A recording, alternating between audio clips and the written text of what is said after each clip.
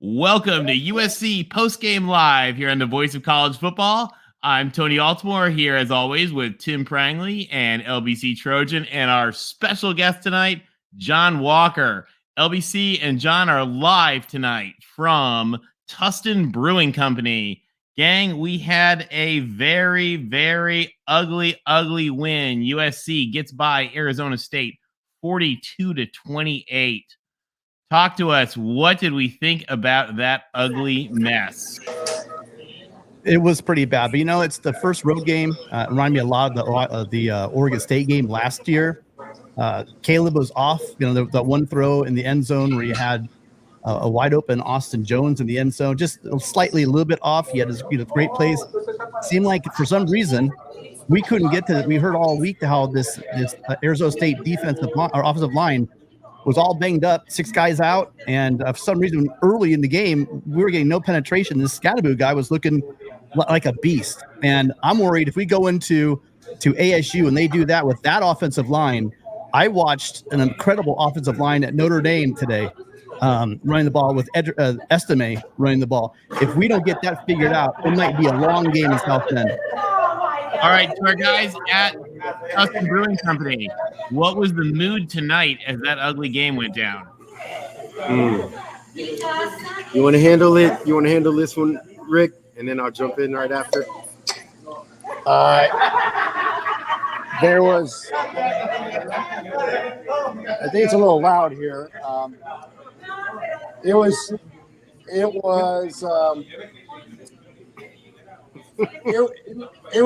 hard to watch. It was hard to watch is a good description. There was a lot of rust, and I expected it to dissipate, but it continued. It was just a bad nightmare.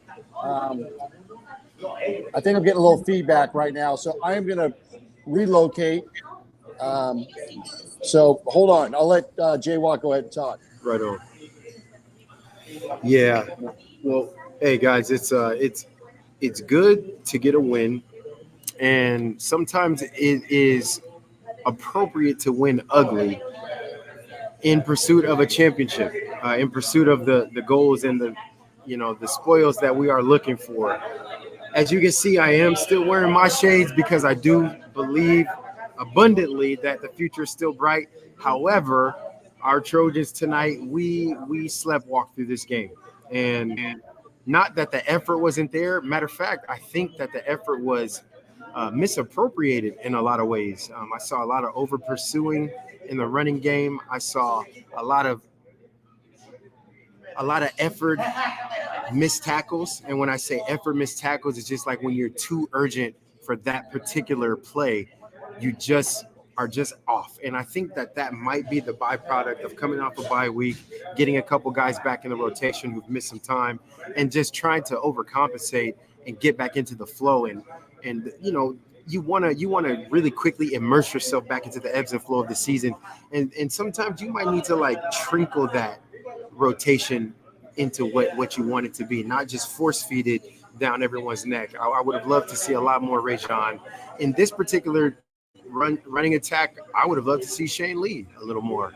So with that being said, congratulations on the first road victory of many.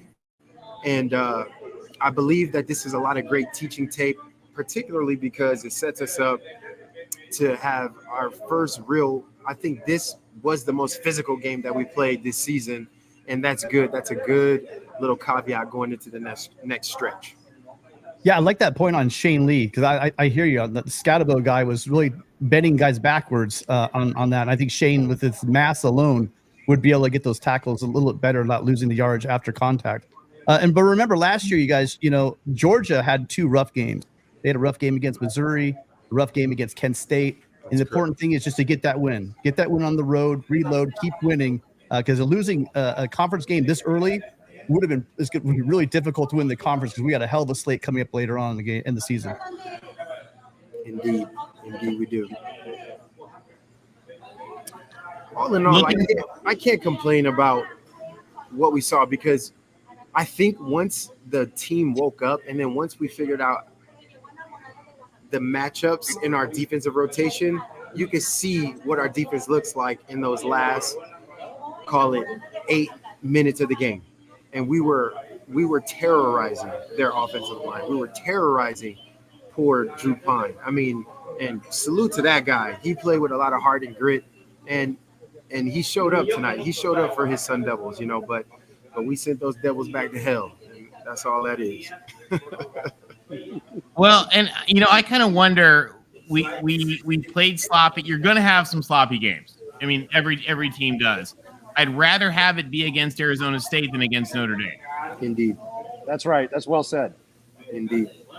Because they weren't able to get it done, and also weird things happen in Tempe, weird things happen in the desert, and so I'm not stunned that we had hiccup there. Washington hasn't won there since 2001.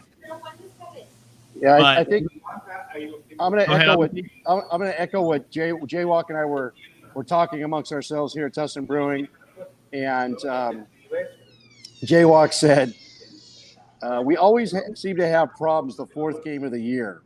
And I looked on my phone, and Jaywalk remembers 2003. The fourth game was at Cal, that triple overtime loss with the field goal kick. So this was one of those games you just had to grit through it. You were hoping that they would shake the rust after the first quarter, and then it was after the first half, and it kept on going and going. But you could tell that first quarter there were so many mistakes. Zach Branch wasn't even back on the punt return. There was false starts. There was a fumble, a few fumbles. It was just a comedy of errors. Well, and this first half, the other thing is we weren't converting third down. Our defense won us this game in a lot of ways. I agree. And for as upset as people are about, there were mistakes on the defense, but our defense in a lot of ways won us this game. Yeah. Did we force 5 punts this game? I don't know the exact numbers in front of me. I don't know. I think we may have forced 4 to 5 punts this game, and we had 2 or 3 turnovers. So by every stretch of the term, that's an exceptional defensive effort. And key turnovers at the end. Yeah, they were critical turnovers. That's right, Tony. Like they came at the most needed time. We needed those turnovers in that moment because you could start to feel the morale on the on the sidelines. You can start to see that shift, and it does. It's like when it feels like a potential upset is brewing. That's kind of how it was trending for a little bit until we kind of really got it figured out. But there were 3 punts in the game. That first one was that weird one that Scatabo kicked. Okay. And there were 2 more, but also there should have been another one, that fake. You guys remember the fake? There's a lot. They emptied the kitchen sink in this game. There were so many trick plays, so many. There's a fake punt. There was the end. There's a toss back to the quarterback. They really did a great job. We got to give a little bit of credit to ASU. They came out totally undermanned. Dillingham's amazing. I really liked what Brian Ward was doing on defense. We were gashing him. We were kind of self-inflicted wounds with that crazy fumble at the beginning, with the pass interference at the end of those. We ended up coming up empty on that. Just some weird stuff that we did. And again, Caleb just wasn't himself tonight. He had that one kind of Caleb Heisman kind of play where he got to Rice. But other than that, there were a couple of guys were wide open. And Caleb was just off. He'd spin out, and he's lucky he didn't have a couple more interceptions. This is the most off I've seen Caleb in a while, But a win's a win, right? You move on. Like you said, Jaywalk, there's going to be some tape. There's going to be some teaching going on. Like Rick said, there's a lot of rust, coming off this. And we notoriously, just Trojans for some reason, always have trouble with your first away game. It just seems like that's always what happens. Just like what happened in Corvallis. We got to get tightened up before we play Estime. That's all I'm going to say. We got a couple of weeks, but we got to get that figured out. And let's real quick. We got 2 super chats. You're on mute, I think. Rick's real quick. Okay. Go ahead, Rick. And then I want to say what you want to say. And I want to run through a couple of super chats real quick. Yeah, I just want to give a shout out. We had a couple of viewers that joined us here at Tustin Brewing, and we had Gictor Squid here, and then John Walker. What's John's last name? Canales? His John Cantanilla. John Cantanilla. So we had a couple of guys out here, and then we also had a couple of my friends. Jason Levin was here, and so it was a great night at Tustin Brewing. Jaywalk fired up the crowd with a very enthusiastic shout out. Got everybody fired up like we were getting off the bus, and led us with a clap and a fight on, and it was got the whole crowd pumped up at the beginning of the evening. So a lot of fun out here at Tustin Brewing. Get out of here next week for Colorado, and we'll be talking about that later. But Jaywalk was amazing. Thank you, Jaywalk. Oh man, that was a good time. We did a good old fashioned team breakdown, just like we did before we took the field coming out of the tunnel. So it felt good to summon up that energy and kind of get the crowd invested. And that's what the Trojan body is about. It's about including all of our fighting spirit and just becoming so formidable for all who oppose us. And that's what it's about, galvanizing the group. So that's really great. Guys, I'm going to mute myself off and on just so we don't pick up too much background. Yeah, because we got the noise. And while you guys do that, let me grab a couple super chats real quick. Thank you guys for helping support the channel. Jeff Rodriguez says, Jaywalk, I love your positive energy. No cope. Jaywalk is the best. We're honored to have him with us tonight. Jeff also says, I love our kids. Please stop covering for Grinch. Brian says, didn't ASU have like 9 scholarship players? No, they have more than that, but we'll see what they have when the NCAA is done with them. And Jeff says, pick me, please. Where's the link? Get USCJ here. We'll put the link out in a little bit when we're taking calls in a little bit later.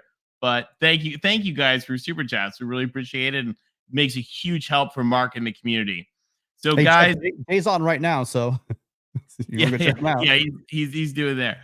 Guys, looking at how we played tonight and how the rest of the pack played, we saw a tremendous play tonight from Washington State. We saw phenomenal play from Oregon. We saw Washington just demolish UC Berkeley.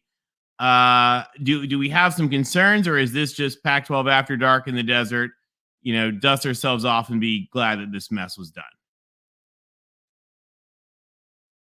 Well, I guess we kind of talked about it already. It just seems like that there were moments in this game where USC could have totally taken charge. This game was definitely not a Riley best called game in the world. Things just didn't seem like the flow on offense either for some reason. A lot of penalties. I'm sure they're gonna go back and I lost count of the penalties. I was writing them down at one point, but just almost not drive killing plays, but think about the first drive we had where we had to overcome that long third down just to get that first touchdown. They did everything they could to shoot themselves in the foot during the first quarter. And a lot of that had to do with penalties. We kept ourselves out of the end zone a couple times on penalties. So those things got to be cleared up. We had 10 penalties. I thought the issue with penalties too, Tim, and some of you guys agree on this. Like so it's one of the new referees that I think we brought in from Conference USA. Like, I actually thought it was a well-called game. I just think we were doing things that were causing penalties, as opposed to the usual Pac-12 thing where the referees are doing whatever on earth they're doing. I agree. Yeah, these were self-inflicted for sure, Tony. Yeah, you're right. I like the way the officials handled majority of the game. They let the athletes play, and that's what we've always asked for with the Pac-12. Don't try to. I think it's because it's a new team that we brought in. Right. They're not actually Pac-12 refs. They're new ones that they hired. That must be it. But I would love to take this moment to do something that need to be done all season. Congratulate Marshawn Lloyd on his first 100-yard rushing game this season. I mean, legit over 100 yards. He crushed it. He was the most consistent offensive weapon we had. I think the dude must have averaged 6 yards a carry, and he looked every bit like a Trojan running back. And Austin Jones was right there the same way. So our offensive line really showed up, I think, exponentially when it came to attacking the center of the field in the run game. I love going at the heart of a defensive line, and that's when you see Caleb really become magical, because he can set up so much off that RPO and that play action, and that's when Caleb is magnificent, when that run game is attacking the center of that D-line. So I thought we did do that, and we showed just enough to make people have to game plan that. And it was a completely different offensive scheme than what we did last week, or forgive me, the last game against Stanford, where we were moving sideline to sideline, getting lateral, the quick game throws. This was a totally different game plan.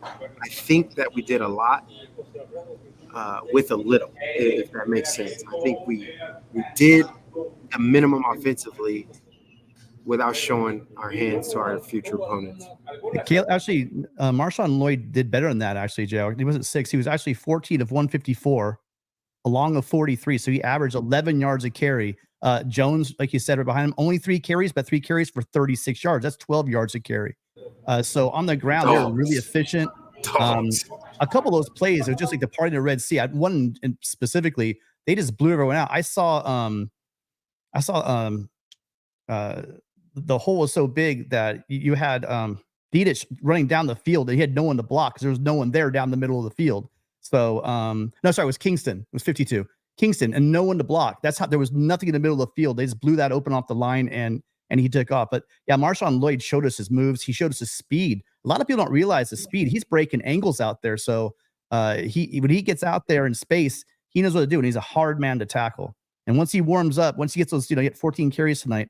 Once he warms up, man, I agree. It's a matter of time before he breaks one. Also who was hot was Brendan Rice. I don't think we brought up him yet.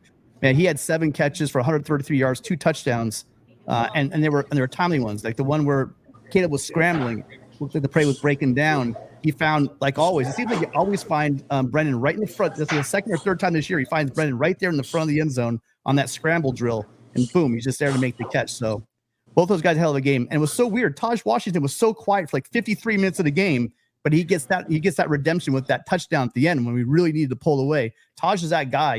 You can tell on the radio broadcast. I got so tired of listening to Tim Brando. I was about to throw up listening to that guy.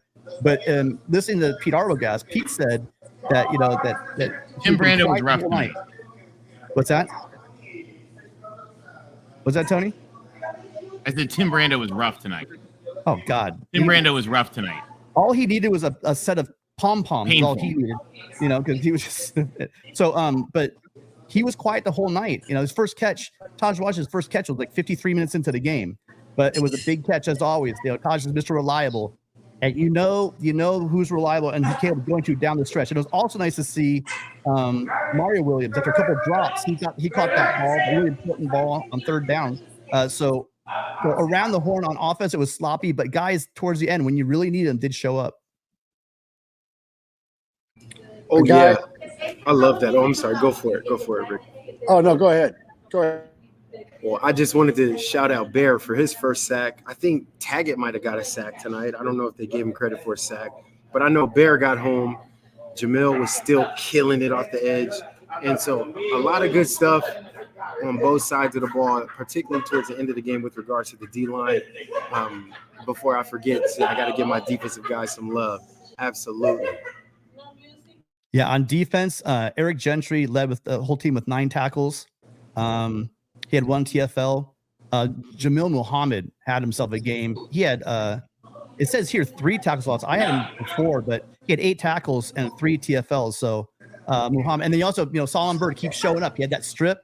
He had that strip in the game, an important part of the game. So between Jamil Muhammad and Solomon Byrd, and both, and also you had Romello Height. Romello Height everywhere, right? Rick, go ahead, talk about Romello Height. Yeah, I was gonna give a shout out to him. You could see his speed. He's one of the fastest guys on the team, and he got a sack. He recovered the forced fumble from Solomon Byrd, and it was funny because at that point, Jaywalk, not more than 30 seconds sooner, said, "We need to have some team defense here," and Solomon Byrd came around and hit the ball on that, coming around the edge on Drew Pine. The ball's free, and there's Romello Height covering up the ball. So it was great because Romello Height, I'm very happy for that guy. He was injured early last year. I think it was the first game. And you can see how athletic he is and such a complimentary piece. And then, Solomon Byrd, again, outstanding performance. It's kind of crazy because they come in chunks, right? Because we're all angry. The chat guys is going nuts about the defense. I understand your frustration, but remember also They had 8 sacks in this game. Now, granted, they should have had that because we're talking about a junior varsity offensive line they got going. But these are still collegiate players out there. But, when you lose 6 starters, that means, remember, guys, there's only 5 guys on the line. That means there's nobody on that line, most likely, or at least there's maybe 2, 3 deep at maybe the guard. I don't know how the breakdown was. But most likely, there's not a starter on that front line for ASU. And USC should be getting 8 sacks, but they did get the 8 sacks. Where I was a bit shaking my head was just how there were a number of missed. We kind of regressed. There was a lot of missed tackles. They made that Scatabo guy look like he's next coming of Franco Harris or the just running over people. And you're gonna have to make stops on that kind of guy because we talked about there's Estebe coming up. There's gonna be a lot of big backs that we're gonna have to deal with. And if they don't get it started now, you find yourself in South Bend playing like that, you'll be down 21-0 pretty quick. Hey, and we want to thank Gixxer Squid for the super chat here. Gixxer Squid was with LBC and Jaywalk and the gang tonight at Tustin Brewing. He says, kudos to the team for facilitating great evening for local SoCal fans and viewers. Jaywalk and LBC are top tier. That is unquestioned. And the wings are great. Awesome time. Gixxer Squid, we're glad you're able to make it out. Gixxer Squid is my gang. What's up? He is such a solid dude. I mean, like, such a solid person. Like, you guys have just congregated so many of the most remarkable people together. And, I mean, I just thank God for that. I thank God for USC bringing so much diversity together, and we all have the same, like, loving spirit about this USC pilgrimage. So I'm super grateful, man.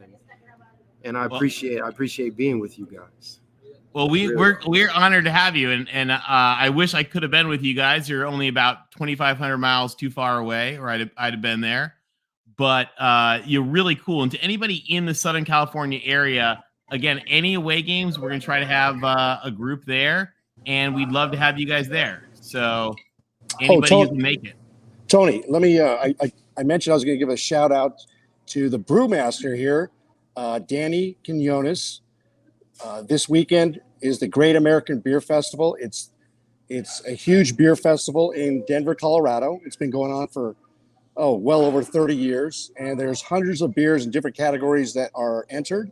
And Tustin Brewing won bronze medal for the Black IPA category. Midnight Oil is the name of the beer. So shout out to Danny Quinones. He brought home the hardware today. I want to also thank some special people at Tustin Brewing that Jaywalk got to meet as well. The GM, Anna, who's put this all together, along with Javier, our servers, Leah and Andrea. So outstanding work by Tustin Brewing in all facets. So great to be here, and they look forward to the next 4 away game broadcasts. So come make Tustin Brewing your home for the USC away games. Nice. We'd love to have you guys. Jaywalk, a question for you from Jeff Rodriguez here. Yes, let's go. He's asking you to address a little about this scheme. He is not a fan. What did you think about our defensive scheme? Okay, so let me give you a little insight into the scheme that I saw. We did a lot of mix and matching in the first half, and I think that was to a detriment. Like, if you really, and I'm not going to point out any of these players in a negative light, but there are 2 players in our defense who have a tendency to play too fast. Their natural speed is too much sometimes for the development of some of these offensive structures. So guys, please bear with me. I'm in a very loud environment. We were over pursuing, like the athletes were in the right position, but they were flying too fast and putting themselves out of position as it related to the pace of how the flow of that play was progressing. All right. So scheme wise, we weren't there weren't blown coverages. That's when you have scheme issues, when there's like nobody around an offensive player and they're wide open. That's scheme usually. When you have a player that is right there, but they are out of position to make a play, sometimes it's the timing and the pace of that player being out of position. All right. I know Taggart, as much as I love him, he's fast, but sometimes he's too fast, and he's still learning how to read when he's being drawn in on a play action and then dink it over his head into a screen. Taggett might be the free player to make that play. He has to see that, oh, why am I coming so free? Okay, I need to fill this out and fill this line drifting. Why did they give me an open door access to hit this quarterback, right? Mason Cobb, sometimes he's so aggressive, so explosive to the ball that he moves past his run fit sometimes. And that can all be cleaned up with game film. This was Mason's second game, so he wanted to get his licks in. He wanted to get his jitters out. So I'm looking at effort mistakes, guys. I'm looking at effort mistakes. You guys want me to bash Coach Grinch, but the truth of the matter is all of our players were in the right positions to make plays. We didn't wrap up on several key moments, and that's how they scored. That's not a scheme. That's execution on a player, okay? Scheme is when you put three defensive linemen against 5 offensive linemen and you get bullied off the ball. That's scheme. Scheme is when you're in nickel and then you have 5 defensive backs and they're running power with 6 offensive lineman type players. And then they bully you down the field and run the ball. That's scheme stuff. Scheme is where you're in cover 2 and you should be in man. We didn't have any of those situations. That's not scheme, okay? It looks like scheme. That is players not winning their one-on-one battles. All right. When we saw that in their last touchdown, Correct. Where 2 separate people had the guy, Correct. And yet he then went 30 yards down the field for a Correct. touchdown. All coachable. Stud them up, face them up, hold them up. Okay, maybe that could be scheme if you say like, hey, if Coach Grinch is teaching them to dive at knees and dive, okay, you can coach that and say, look, when it's you and a ball carrier on the sideline, first things first, just stop the ball. You might not stop him from a first down, but stop the ball in general. Thud them up, hold on, and let the troops rally. All right? Don't dive and create big gaps in the defensive pursuit. Those are all things that get cleaned up. When you have a bye week and you're not allowed to be super physical throughout the bye week because guys are dinged up and you're trying to get healthy for this game, sometimes your tackling fundamentals break down. Sometimes you're a little bit out of tackling shape, and it looked like that in the beginning of the game. It really did. And then it crept up at the end with that long little bubble flare that the running back got out and got loose on us on the sideline. So we're okay. We're going to improve. It was very synonymous of what we did in San Jose State. It was the same score that we gave up to San Jose State, if my memory serves correctly.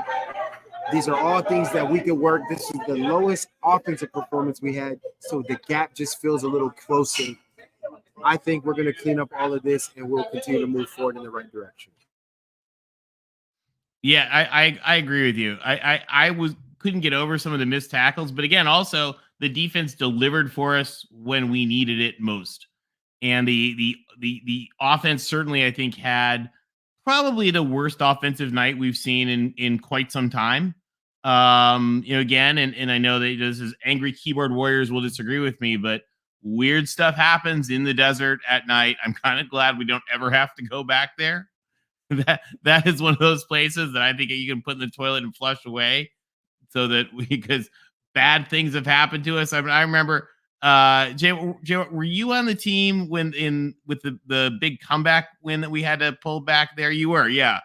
You remember that game? 2005, man. That was a hard-nosed, bloody-nosed fight, and we were down, I think, 3-21 or 3-17 or something at halftime. It was a terrible feeling to Arizona State, but the same thing we did that game, we did this game. We start to make the defensive stops. We ended up, I think, with 4 picks, and we had 5 total turnovers in that game. That's very close to what we had here. We didn't have 5 turnovers exactly, but the emphasis was there. You had Kalen got his first pick of the season, right? That was his first pick, Kalen Bullock. I think he got his first pick. We had guys pulling at the ball. Max looked like he had a pick.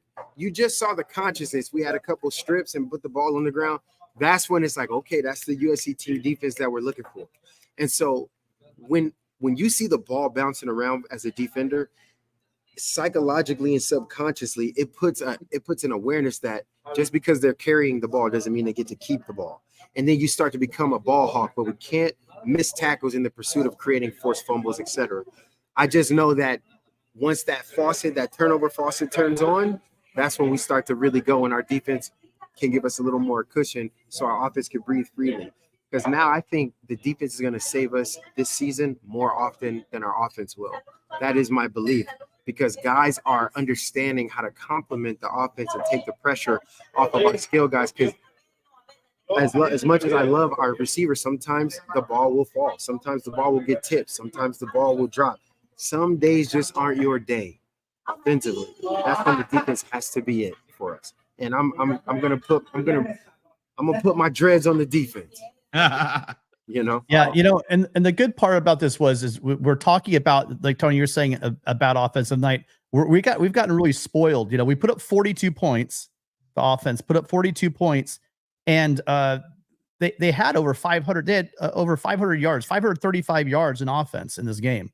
You know, but again, the performance. I think a lot of this is we're looking at the other team on their side. I believe ASU came into the game somewhere around 35th or 36th of the country in defense. So it's not where they have been having trouble on the defense side of the ball. It's been the offense side of the ball where they've struggled. That's where I was a bit frustrated with our team. But they held Drew Pine. I mean, Drew Pine threw for 221 yards. It felt like a lot more. And Scatabo, he had on 20 carries, he got over 100, but on 20 carries, he got 111 yards on 20 carries. So, which is a good night, but it's not an amazing night. And a lot of those yards were after contact, kind of what Jaywalk was saying. They were in position to make tackles. They were just getting run over. So it's not a scheme issue. It's those guys, they got to make those tackles. And that's why I thought it was great what Jaywalk said about Shane Lee. One thing about Shane Lee, he's a sure tackle, especially now he's tackling with two arms instead of one, like he had the club and one last year. That guy can make tackles and he'll lean into it. You're not gonna ride him for 3 or 4 more yards. He's gonna stop, you know, even Scatabo probably in his tracks. So statistically, it wasn't a horrible game. It was sore. It was rough to watch, and it was very, very just disjointed is the best word I can think of, especially on offense. It's just they weren't clicking, you know, like we've seen them in the past, and it showed. But if you just read a box score tomorrow, you'd be like, oh, wasn't that bad of a game. But until you look at the penalties, the timing on the penalties, and where those penalties occurred, I think it was Herman. He made a comment in the chat earlier about the fact that they left points on the board because of penalties. I mean, we had points literally taken off the board. You know, if they had been efficient in those spots, if they hadn't fumbled and handed them 3 points in the beginning, you know, ifs and buts, I get it. But we could have been looking at about, you know, a 25 to, you know, 50, 64. I mean, we could have, a lot of points were left off the board that could have, and literally taken off the board in this game. Very much so. They got to clean it up soon. And let me grab through. We got a couple super chats. Jeff has been fired off the super chats. Jeff, thank you as always. Real quick, first he wants to know, Jaywalk, are those blenders? These are Louis. Nui. I like it. These are LVs, baby, Louis Vuitton. Oh, those are Louis. Okay, even better. Yeah. All right, so that beats blenders by a long shot. A little bit. Just a little bit. And then Jeff says, ski making LB's on the line. He likes vanilla better. Love our players. Can't stand seeing front door open. I'm not sure. And then we did that. It's helped. Anyway, thank you, Jeff. Thank you as always for your contributions. That is a big help. Jeff. We really appreciate it. It's a big help to Mark and the channel. Oh, guys. Some guys in the chat, you guys are missing something. Nobody on this panel is saying we played a good defensive game.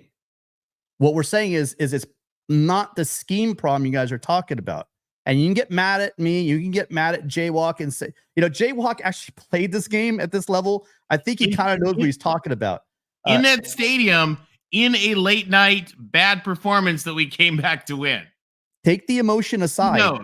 Put it to the side, you guys. Take the fact that they absolutely played poorly tonight, because they did. But put that to the side and realize that, like I said last week, I feel like I'm saying this every week now. These are correctable issues. Before last year, we didn't have the personnel.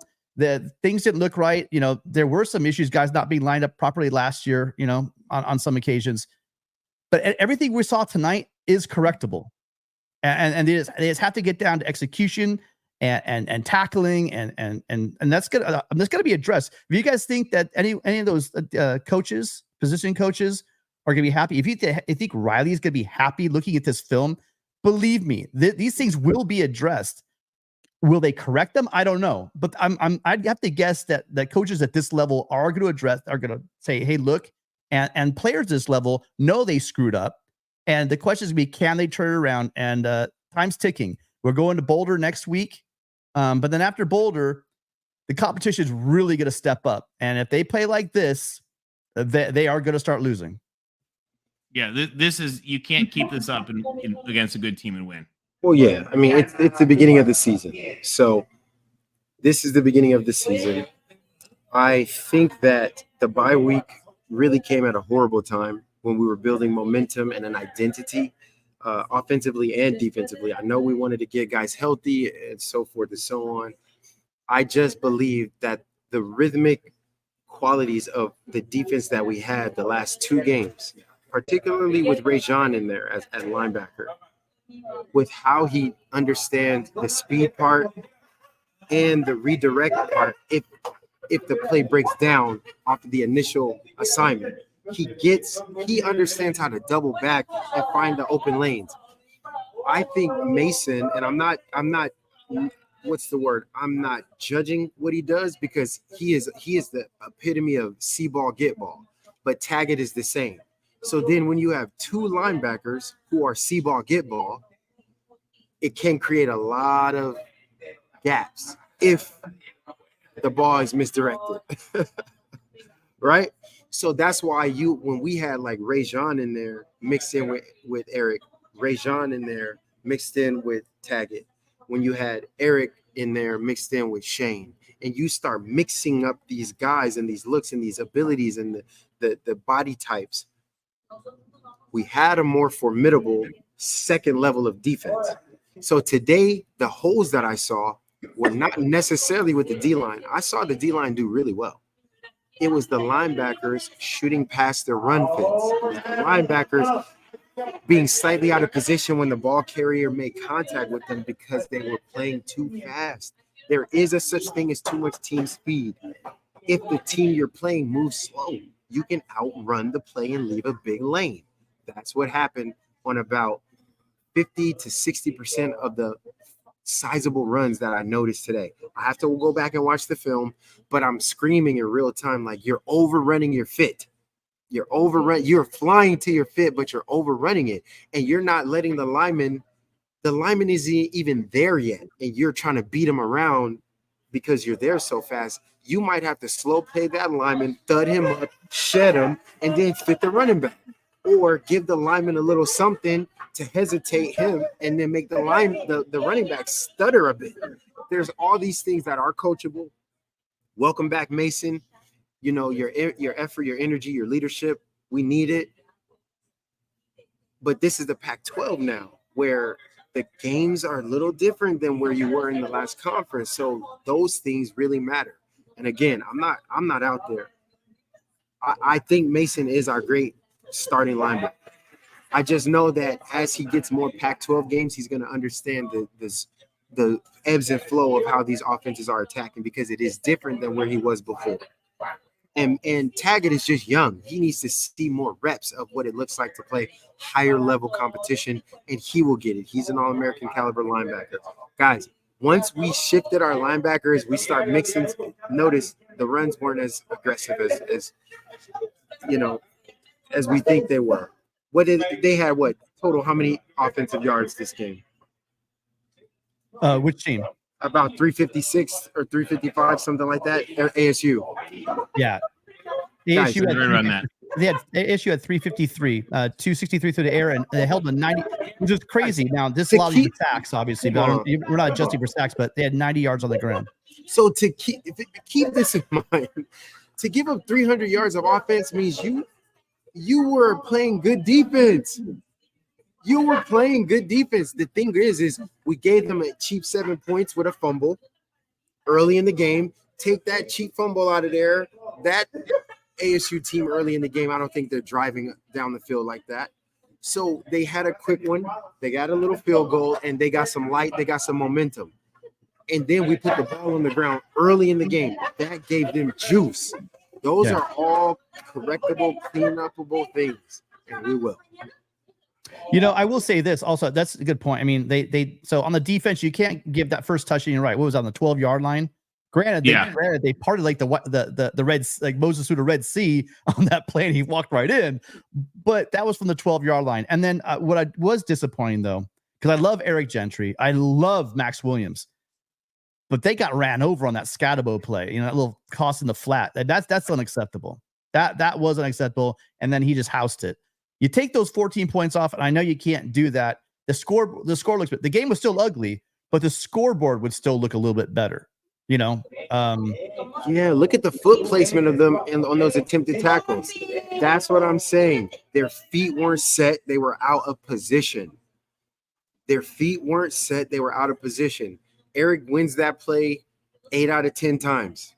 I think Grinch cut Carter Monroe. A guy that's coming here all the time, coming at Grinch, dude. We get your point. You don't like Grinch, but at some point, give us some facts. I mean, he's saying he had Max Williams on 6'4" tight end. Yeah, that's gonna happen sometimes. You're gonna have Max Williams, by the way, who's not 5'9", by the way, covering. You're gonna have matchups that aren't gonna work out. I did like in the game. You're just gonna have those situations. It's not ideal. You take 14 points off the board. They scored 14 points. They spotted them 7 at the beginning of the game. We just talked about some terrible tackling by Max and by Gentry. Let's game another one. The entire game, there was a lot of, like John was saying, that the run fits weren't there. The gap, they weren't gap sound. This was a bad game. No one's saying the defense played well. I don't know what the chat's blowing up about. We're saying is there were mistakes in this game that we also said that if it was a better team, they probably would have lost. And we said that they're correctable. I'm not sure why people are freaking out. Instead of being a keyboard warrior, I can't wait to hear some of you guys on the phone in a few minutes. Speaking of which, Tony, you ready to open the phone calls? We can if we want. Yeah, let's do that now. Can I just leave this one caveat? Look, guys, I played with. I'm going to name a few of the guys that I played with. Let's start from Troy Polamalu, who's the greatest football player I've ever stepped on the field with ever. There's no one better. Troy Polamalu got ran over often. Okay. And I'm not disrespecting him, but he got ran over in the pursuit of making tackles. Troy Polamalu missed tackles often. He missed tackles because he played fast, like Mason, like Taggett. He whiffed on certain tackles because he wanted to get there so fast. Sometimes he was out of position. But that excellence is also a gift and a curse sometimes, because when it worked, it really worked and we loved them. And when it didn't work, you had other guys to fill in. And that's where our defense is developing. We're developing an identity and a team speed that says, hey, look, I know how Mason plays. He's going to take that shot. Now, I recognize that I can't simultaneously take that shot with him. I know that Mason and Taggett are going boom. So that means I got to maybe slow play my technique as a safety and be cleanup. That happens as you get more reps with guys. This is the defense's second game with Mason Cobb. Please know that chemistry is built through repetition under fire. This was a great first test to get everybody acclimated to how you play with one another. Look what happened now that you have Romello Height finally getting enough game reps with that new defensive line. Now he's eating. Now Solomon Byrd is understanding how Bear gets off and how the backside pursuit helps him, and he's able to play. Look, we're okay. Darnell Bing missed tackles. John Walker missed tackles. The list, I could go on and on. I don't even want to name drop this many, but the list goes on and on. Guys, we're okay. We're okay. And the defenses that I played in under Coach Pete Carroll, guess how many yards we pretty much average giving up per game? About 340 to 390. We were in that range, and we won multiple national championships. All right. We gave up that yardage against teams like Arizona State. And we had Heisman. I remember that game. And we had Heisman winning quarterbacks. We had Heisman winning running backs. We had exceptional players, all Americans all across the D line. Guys, This is the Pac-12. All right.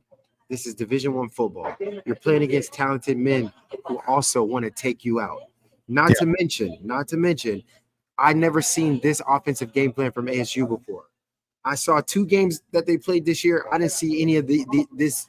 What they did this game, the trickeration, the screens, the off-platform throws, this draw you in, thinking double pass stuff, hand off to the running back. I've never seen that this year. Everybody brings something new when it's USC. And we answered it well. We didn't fold. We didn't back down. Our young men showed up, and then they got the rhythm. It came late, but look what happened. With 8 sacks, how many 2 or 3 forced fumbles, and I think 2 fumble recoveries. We did great. All right, we did great.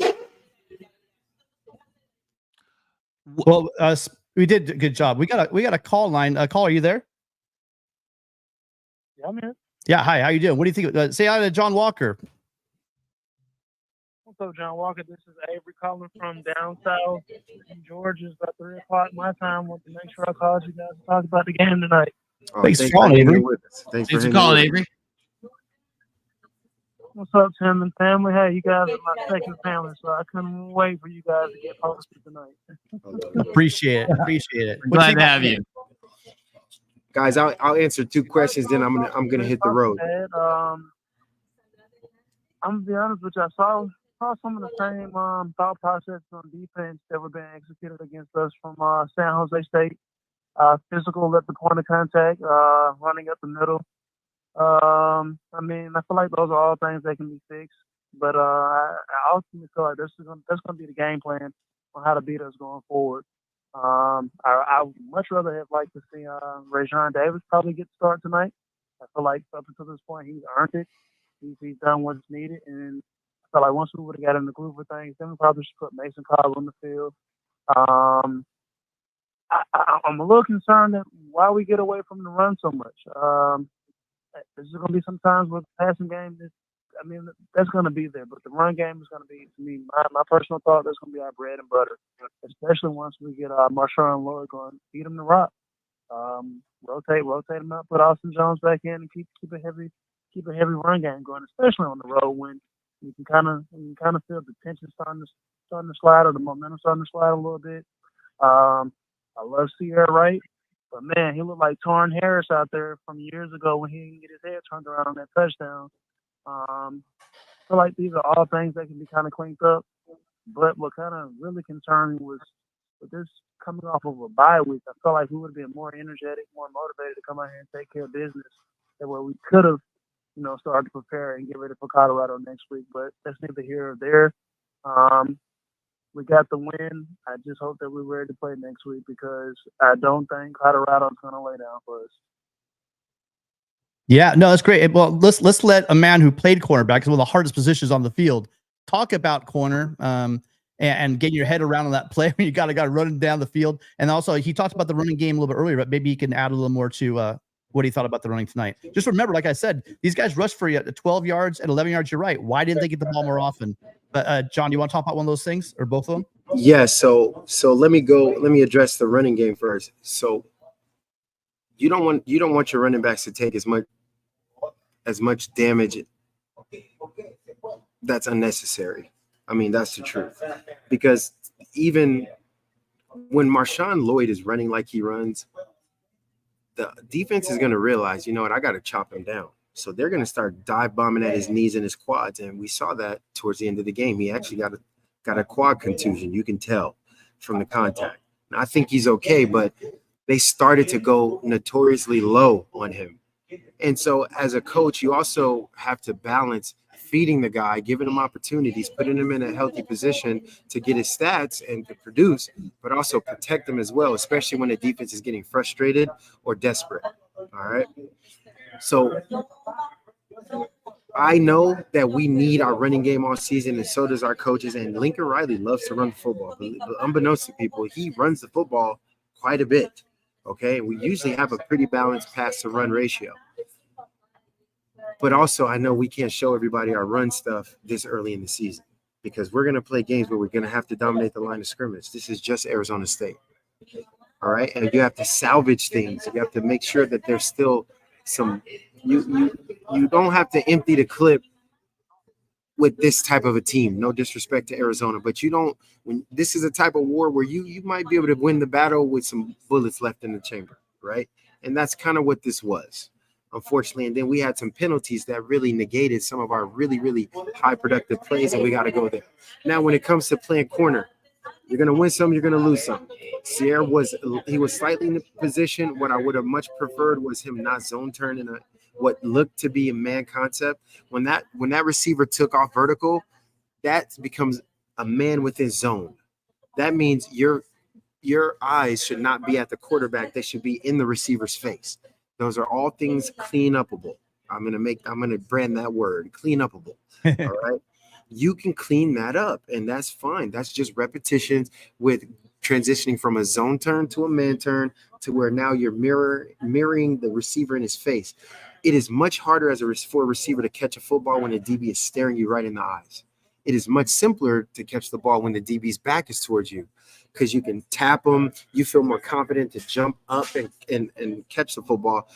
Sierra was kind of in the middle of no man's land, and he will clean that up because he's talented enough, and I don't think that's going to be a consistent problem we deal with all season long.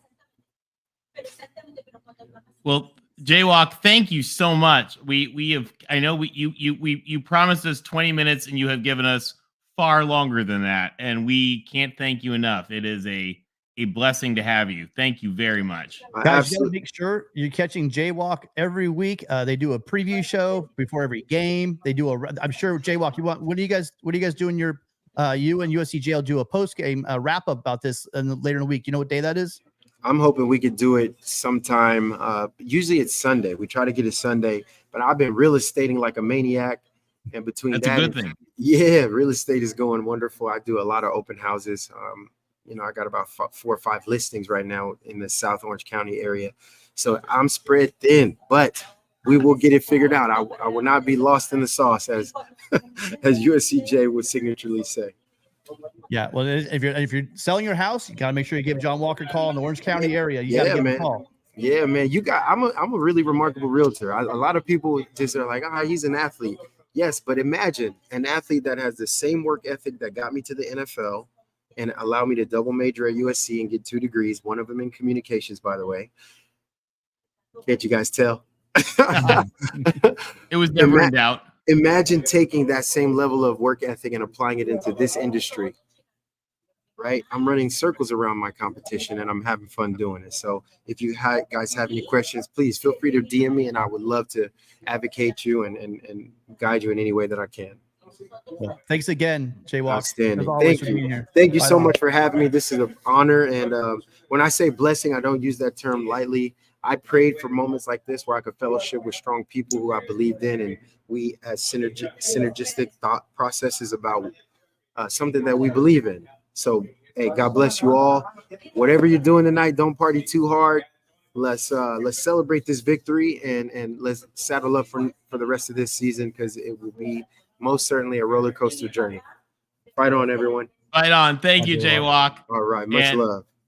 And thank you, John Walker, USC legendary star, live with LBC Trojan tonight at Tustin Brewing, which is a lot of fun. So we are very lucky to have them with us. So thank you, guys. And we will tell you this, D-Mac, I would love to have John, but the man's busy. He can't come every week. And I'll tell you what, we were lucky to see him. He's USCJ's like right-hand man. Like they work together. They partner all the time. So we were lucky to have him tonight. And Rick was able to bring him in. I don't know, but obviously he's welcome anytime. But, he's got a lot going on. So we'll try the best we can.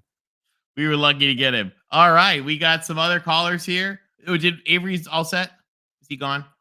Yeah, he's gone. Okay, I can't see that line. Ray Day, welcome. Hey, fight on, guys. So, Tim, I agree with you. Our fans freak out way too much. Because, I used to play football. I played in Oregon, high school, out there, Clackamas, Oregon. But nothing's perfect. Nothing's perfect in football. And especially in college football, because there's so much parity that happens all the time. But the things that I don't understand about the fans saying that our defense is trash is we're only messing up on big plays sometimes. Like, it's not every time, because other times we're playing good defense. And it's just one guy. Oh, he didn't see that. Like the first down, it was before the touchdown in the second half for Arizona State. Sierra Wright just ran a little bit too far where the receiver was on the comeback route. Like you said, that's something that can easily be fixed from watching film.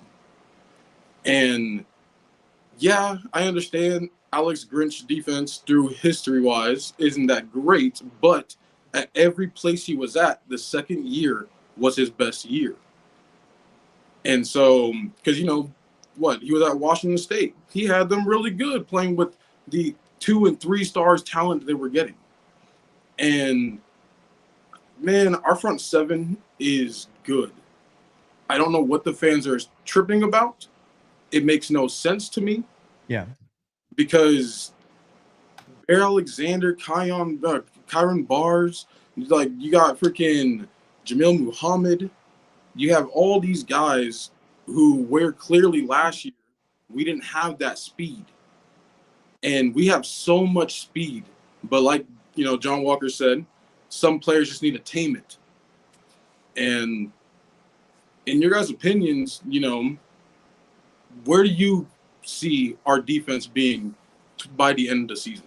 So I predict we're making the playoffs and we're playing against Michigan in the Rose Bowl and we're winning. I hope you're right. Well, we're gonna have to clean up.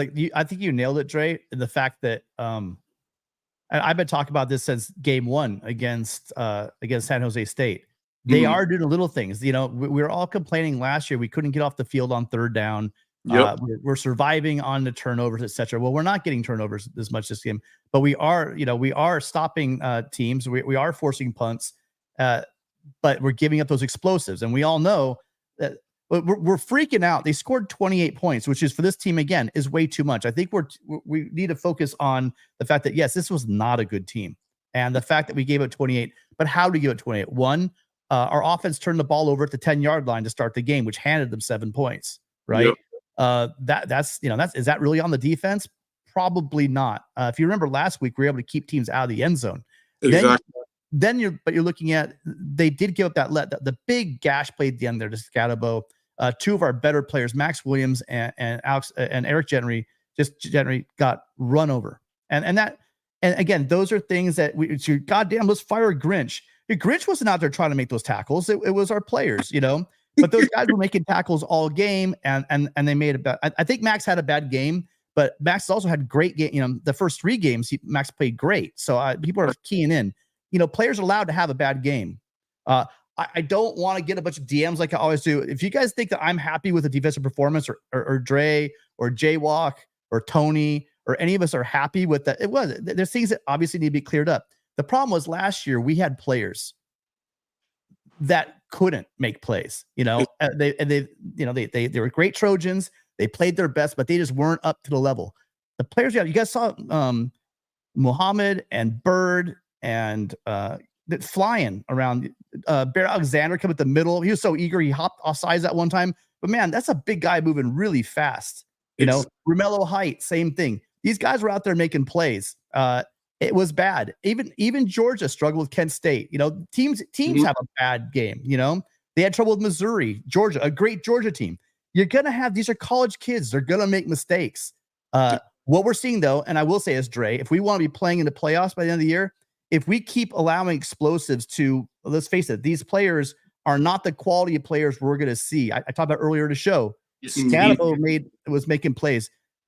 I've been talking Drew about. Pine is no Bo Nix. He's no Bo Nix. He's not. The issue is going to be is also the running game. That's what's scaring me. What Scatabo did scare me, because I watched Audric Estime absolutely beast mode today and just running over folks, and he has legit speed that Scatabo doesn't have. If they don't figure this stuff out, it's going to be a long season. And the way at those guys, you got to stop those guys before they get going. You know what I mean? That you got to be up at the line. You got to stop them before they get moving, because when they get downhill, that's when you get in trouble. You'll get trucked right over. So what do I think about that? I hope that they get to that point, but if they don't clean up some of the stuff on defense, it's laughable to think we're going to make the playoffs. That's my take. I agree. And if that happens, by the way, all you guys out there in the chat, regardless if it's his fault or not, Grinch won't be here. If we lose because of defense, whether the players aren't making plays or where the story is, at the end of the day, it's on the defensive coordinator. It's off those position coaches, and it's his job to make sure these guys are in place, and they do have the skill to make proper tackles, settle down, square up, and actually make those tackles. So yeah, where we are now, not where we need to be in 3 weeks when we go into South Bend, because we'll be in big trouble. But once again, I'm not stunned that we went into the desert at night and had a partially mediocre game that we came out of. I mean, that's kind of what has happened to us for 45 years of going there. Yeah. Also, I was going to say 2019, when Oregon was ranked number 3, they were losing. What was it? I think they had one receiver down that game, but they were supposed to be a 21-point favorite, and then that was Jaden Daniels, his breakout game, and weird stuff happens there. Stuff happens there. Fans need to understand it's Arizona State, man. It's just one of those places. Night game, anything can happen. And one of the things that, and again, we got out of it 42-28. If you had gone to bed at an early hour and woke up and saw, UFC won 42-28, you'd probably go, eh. And again, not the best Arizona State team, not what we need is performance-wise, not how we're going to get to the playoffs, not how we're going to get to the championship game, but we got out of there with a win. And remember, it's not all on the defense, right, Tony? I mean, like I said, I brought up. Put the ball on the ground. Was the 12-yard line, Tim? Well, not in that Something play. like I'm talking about we left points on because we had a touchdown and there was a holding call. I don't know if Taj was expecting Caleb to tuck it and run. It was just one of those things. A holding call nowhere near the play either. And there were a couple of throws tonight that Caleb normally makes in his sleep. Again, the one I keep pointing to is that one we could all remember it. Austin Jones in the end zone. He just overthrew him. I don't know why he could just thrown that out of line that he was so open. But those things are going to happen. Nobody's perfect. I think the key point here is just like Dre said, is got to tight. Like Jaywalk say, like I'm saying, they just got to fix these things. And we were worried about the way this schedule set up. We were all like, oh shoot. So we have 3 games and then a bye. And then we had this big long run. Well, what if we had any one of these games in the first 3 games had been against Washington, had been against Oregon, right? A team like that. We're actually lucky the way the schedule turned out. That's all backloaded because allowing this team, and a lot of the guys on this team are young. We have true freshmen starting at certain positions, right? So, I mean, it's going to take some time for these to get ready. As long as they keep escaping with wins, as long as they continue to improve, as long as they cut down on those explosives, you're talking about a whole different game. But they have to do it, Dre. We can't just talk about it every week. I've been talking about it every week. At some point, they got to do it. Yep. But great call. Thank you so much for calling in, man. Thank you, Dre. Hey, all guys. right. It's always nice chatting. Fight on, guys. Hope you call in next week. Fight on, man. All right. Next up to bat, we've got Carter Monroe calling in. Carter, welcome to the show. Fight on, fight on. Fight on, Carter. Let me have it. I know you got it. I'm just speaking. I'm just speaking for the Trojan Nation. Like we tired of Grinch. We tired of the Grinch, and we got to stop making excuses. In 8 seasons, he only had 1 good defense. There's no evidence to support that he's a good defensive coach, and we got too much talent. Even you guys said this year ain't no excuses with the talent we got. Then I heard you say, Tim. I heard you say that if we lose this year because of defense, then Grinch is gone next year. Agreed. But guess who else is gone next year? Caleb Williams is gone next year too. When Lincoln Riley brought Grinch back, the first thing I thought was, man, this better not be the reason we don't win the championship, because I feel like we wasting Caleb Williams' final year. When are we going to get another Caleb Williams? When is this offense going to be this explosive? So I feel like as a Trojan fan, I'm not thinking about next year. I'm thinking about this year. This our best chance to win it this year. Look how college football look. There is no dominant team. Yeah. And it'll be heartbreaking if we lose just because our defensive coach ain't good enough. And we all know in our back of our mind, we doubting him. Even you guys who supporting him, you kind of like, you want to be positive, and that's good.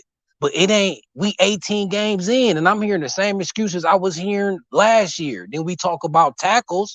I mean, if players is missing tackles, I got to put that on the coaches too. You either take them off the field or what practice drills we running in practice then. At the end of the day, Grinch is the common denominator to all these bad defenses, even with Ohio State. I want to address, you're making great points. Save some of them. Let's talk about them. So let's go back to what you said. Let's talk about it. Okay, so let's talk about the one about the same mistakes we've made for 18 Well, games. I'm counting 14 games last year and these 4 this year. Here's what I'm saying. Those games last year, name one guy besides Eric Gentry in the front 7 that was on the team last year. It starts. And I get it. I will give him. That's my first point. Okay. That's my first point. Okay. My second point. I'm not sure. I don't have stock in Alex Grinch. I don't make money if he's still the coach. I have no skin in the game on that one at all. Here's what I'm saying. Your point about the Caleb Williams year, spot on. Your point about there's no dominant team this year, spot on again. But did you want to break in a brand new coordinator? Because here's the thing also. It takes time for a team to learn a new scheme. And if you're replacing the coordinator, it's going to take them time to get up to speed. I get you. There is really nothing that, except for the only one thing that Alex Grinch has in his favor is he was hired by these 3 coaches. Let me name them for you real quick. Ready? He was hired by Mike Leach. That guy knows about football, right? He was hired by Urban Meyer. He knows a little thing about football, right? And he was hired by Lincoln Riley. That dude knows football, right? Those 3 guys know a hell of a lot more about football than I do. So I keep going, okay, there's a reason why this guy was hired. If we fired him and then we start with a new coach, a new coordinator, it takes time for guys to learn the scheme and everything. You know, I think they're building the scheme off of his type of player. So, you know, when you're bringing in guys for your scheme. We bring in another guy that wants to run a 4-3. We don't have the guys. We don't have the, or 4-2. We don't have the guys for that. What do we do then? And we might have wasted a year. Well, this is what I say. He's got to do something, but we can't just keep firing people and hoping to get new ones. But this is what I'm saying. I'd rather implement a new scheme that's going to be successful than keep on implementing a scheme that's not going to be successful. His scheme has only been successful 1 season out of 8. So at that point, you done had so many, you can't keep blaming it on the players. Anybody else who's batting 1 out of 8, who had 1 good season out of 8 is not going to still have a job. That's what I'm saying. I'm saying if Alex Grinch had a past history of success, I would say okay. Let's wait till this scheme develop because I didn't seen it be dominant. He had 1 season at Washington State. Show me 2 other seasons where his defense was good. He was at Oklahoma and Ohio State, and Ohio State recruit at a higher level than USC. So I know he wasn't lacking talent at Ohio State. This show me well, let me respond multiple to you. seasons. You made a point. Now let me respond. The one year that he was there, didn't they let Meyer go right in the middle of the season? Right. And why did they let Meyer go? We all know he got to chase that skirt. That's his issue. But that's different. That's different than defense. So he was there for 1 year. What's he going to do in 1 year? That's one thing. Second part, you brought up at Oklahoma. He did improve the defense. So Oklahoma their defense was in shambles when he got there. Look at the year before he got there at Oklahoma. They were god awful. The next year he got there, he improved it. In the COVID year, he was a top 35 defense. So that was another year. I don't want to be an apologist for the guy. He needs to clean that crap up. I'm not here to say, oh, everything's fine. Don't worry. No issues. But I am saying people need to chill out. This is game 4. If he blows this season, he's gone. And like you said, well, then there goes the season with Caleb Williams. How do we know if we bring in some new coordinator that's not going to happen either? You know, I want to ask you this. Whoever called, go ahead and call back, please. Especially with I want to ask you this then, Tim. I want to ask you this then. So if we don't make it to the playoffs and we underachieve this season because of the defense, is you gonna still feel good about? You still gonna say it was the right decision to bring Grinch back? Because I care about. I don't think you is. I think you gonna come on here and say you think it was the right decision, but in your heart, I know you know it's the wrong decision. I know both of y'all really know this, but we USC fans, we want to hold it down. We want to be positive, and I get it. but no, I'm being objective. Hold on a minute. Wait, stop. I'm not being positive. You know what the positive thing is? He is our defensive coordinator. You want to fire him and you want to tarmac him and the decision's already made. So we did Lane Kiffin like that. I mean, yeah, but here's my point. It's too late now. That's your point. Well, and also you don't fire a coordinator. By the way, you're not going to get many coordinators if you fire a guy after 1 year. He came in. But defense. Hold on. Do you remember our defense in 2021? What was our defense like in 2021? So bad. So he comes in and he did poorly. I mean, at the numbers overall were pretty almost slightly better than they were the year before. God awful defense last year. Okay. Why don't we let this year play out? Because he will not survive. If the defense is the reason why they lose, he will not be. He knows it. Riley knows it. I know it. And believe me, I'm on record saying if the very first before the season started, I said if the defense is the reason why we don't win a national championship, he has to go. I make it seem like I understand that. You know, I understand that, but fire Alex Grinch ain't gonna fix the pain I'ma feel this season. If we lose, it's gonna be too late by then. And then plus on top of that, I feel like it was perfect because Jim Leonard became available. Like, why would we pass up on that? Well, like, I could see if it was nobody out there. Like, let's be really clear on one thing, and I want this discussion to end. I want to be really clear. You don't fire a defensive coordinator in the middle of the season in week 4. What I'm saying is we made the mistake. Carter, hold on. Carter, hold on just a sec. This is to everybody in the chat as well. You don't do that. So to all the little keyboard warriors tapping away, we should fire the coach. We should tarmac the coach. That isn't how it works. That's not what's done. And that's not what's going to be done. It's just not. I understand that. I agree at this point it's too late to fire him. I'm just saying we made the mistake. We made our bed when we brought him back. So I ain't even saying fire him now. I'm saying we already made the mistake in the off season by bringing him back.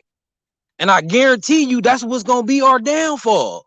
Come on now. Hey, listen, and I fight on though. Yeah, listen, Carter, you're a great. I've seen the chat for a long time.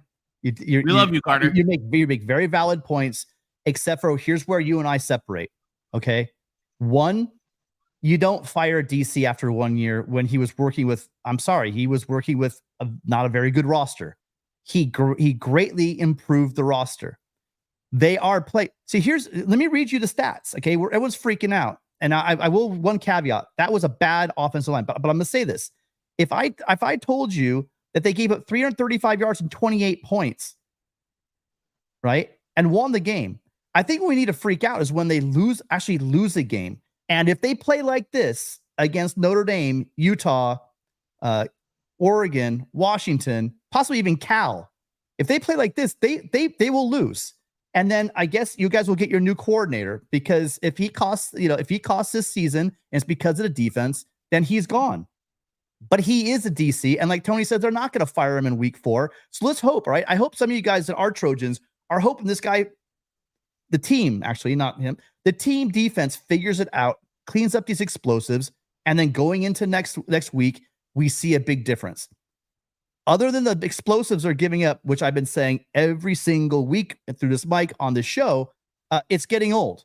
And that Scatabo at the end is a perfect example of they're taking bad angles, missed tackles, etc.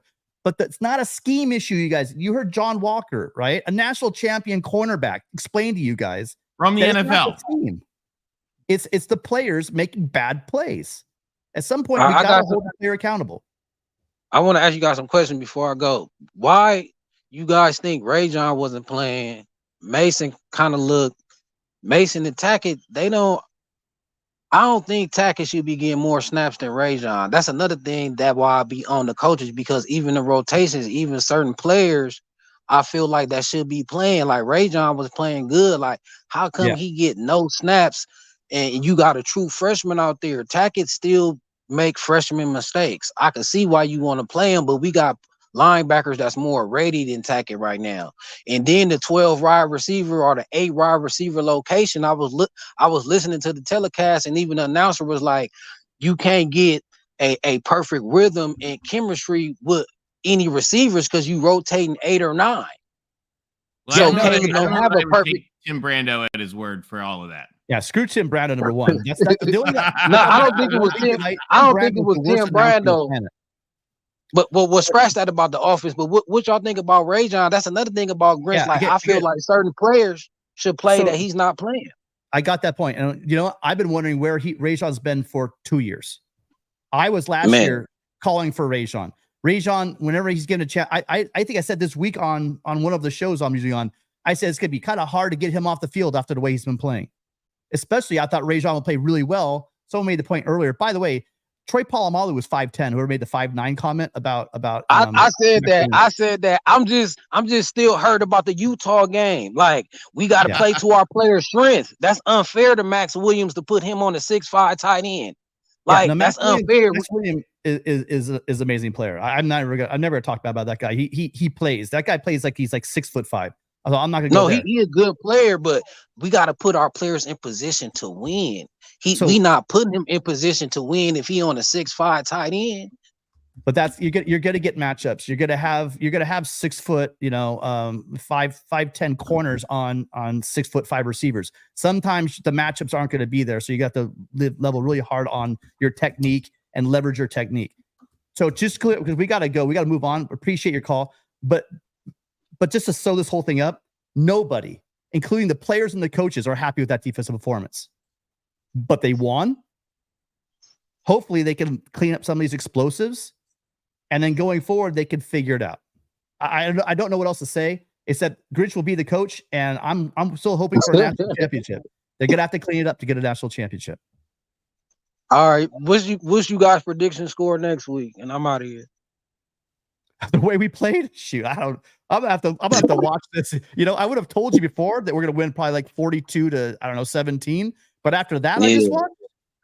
I mean, come on, I gotta be. I know you think that I'm a big Grinch fan, which I'm not. But if I had to guess right now, I'm gonna say SC because their defense does suck. And the thing with Caleb is Caleb was off, just like he was off at Oregon State. But I see him bouncing back. I think Caleb on our offense is gonna put up at least 50 on Colorado, between like 45 and low 50s. But the way our defense played, Shedeur Sanders, he's gonna look like the TCU game. It's gonna look like the TCU game. No, it won't look that bad. No, it won't be that bad. But they're not I that don't good. see it winning as much as if I had to guess, you're gonna hold me to it. Make a random guess right now off the top of my head. I'm saying SC wins 52 to 24. There. What do you think? What do you think, Rick? I kind of agree with Tim. We're going to score over 50, and I think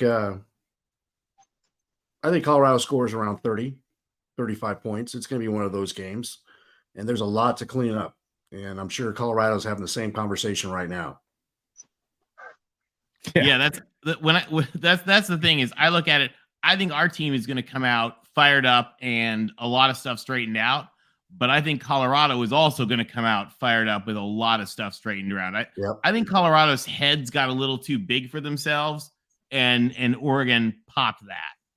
My guess is Colorado doesn't have that same problem 2 weeks in a row. Again, they're not a great team, but Arizona State just put up 28 points on us, and I think they're a lot better than Arizona State. And I'll say this all, just one more prediction. I think Marshawn Lloyd and Austin together will rush for 200 yards. I think we're going to run the crap out of the ball on Colorado. That's probably a good prediction, Tim, because Colorado showed that they can't stop the run. Colorado couldn't stop anything today until Oregon finally called off the dogs. So but I don't think that we're gonna have the thing that we all hope for, which is like we all hope that we're all gonna win games like 75-6, and I don't think we're gonna do that. But anyway, thank you very much, Carter. Glad to have you. Thank you guys for letting me come on here and vent. I just needed to vent a little bit. I love you guys. I love you too, man. Thanks for letting me come on. Thanks, Carter. Thanks for keeping it straight, Carter. All right. Next up, we got Jeff Rodriguez. Jeff, welcome to the show. And Jeff, thank you for your super chats earlier that do a lot to help market the community. Hey guys, I just want to give a shout out to Carter. Man, he was spot on with so many things that I was, thinking, talking about, whatever. A couple stuff. Number one, Dillingham taking over for play calling duties. Everyone thinks that this isn't cope or anything, but that he took over play calling. It was immediately apparent on how much different that this offense was for ASU. So I will say that, give him his flowers or whatever for coming up with a game plan to compete with SC. We're looking at the last 3 games where they stunk. They could barely win a game against what was it, Southern Utah or whatever, or not Southern Utah, Southern or Northern Arizona, whatever it was. He took over the reins, which was good. We could see how good he was, considering he was the offensive coordinator for Oregon last year. So I don't have anything negative to say against that. My issue is, we beat the Grinch thing to death, but the one thing I take issue with is saying that XYZ is easy. We can practice that, fix it, whatever it is on defense. But my problem is, and I know we're not going to get rid of Grinch this year, but we've had so many plays that put our defense in a bad position. And so the only thing that I would like to see changed, even coming off of a rusty game after a bye week, is that we don't blame individual players on defense, because we've done, we've seen how this defense can operate.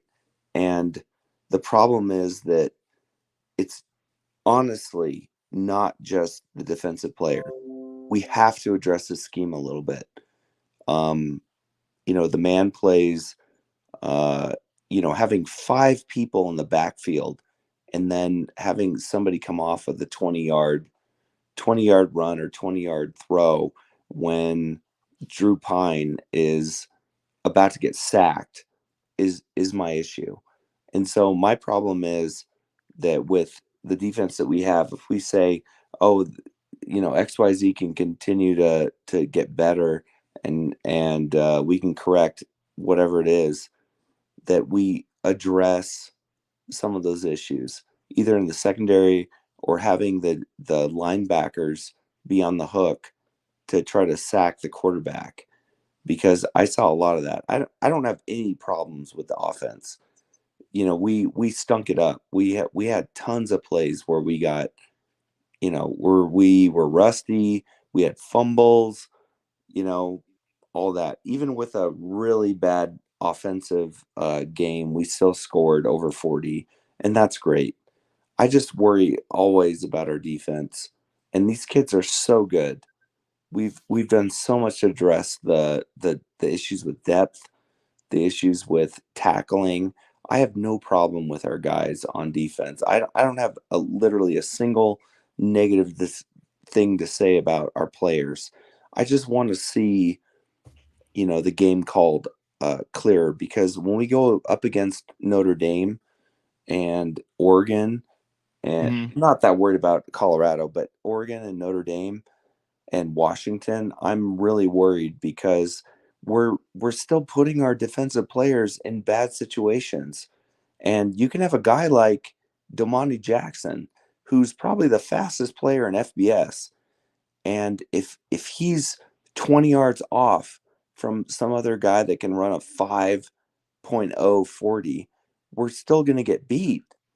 And so I just, I'm not calling for Grinch's head right now. I'm just trying to say that we need to call a better game on defense when it comes to that, because when our offense comes out flat, we're going to get smoked on the defense, and people are going to call for people's heads and say that we're trash. We're not trash.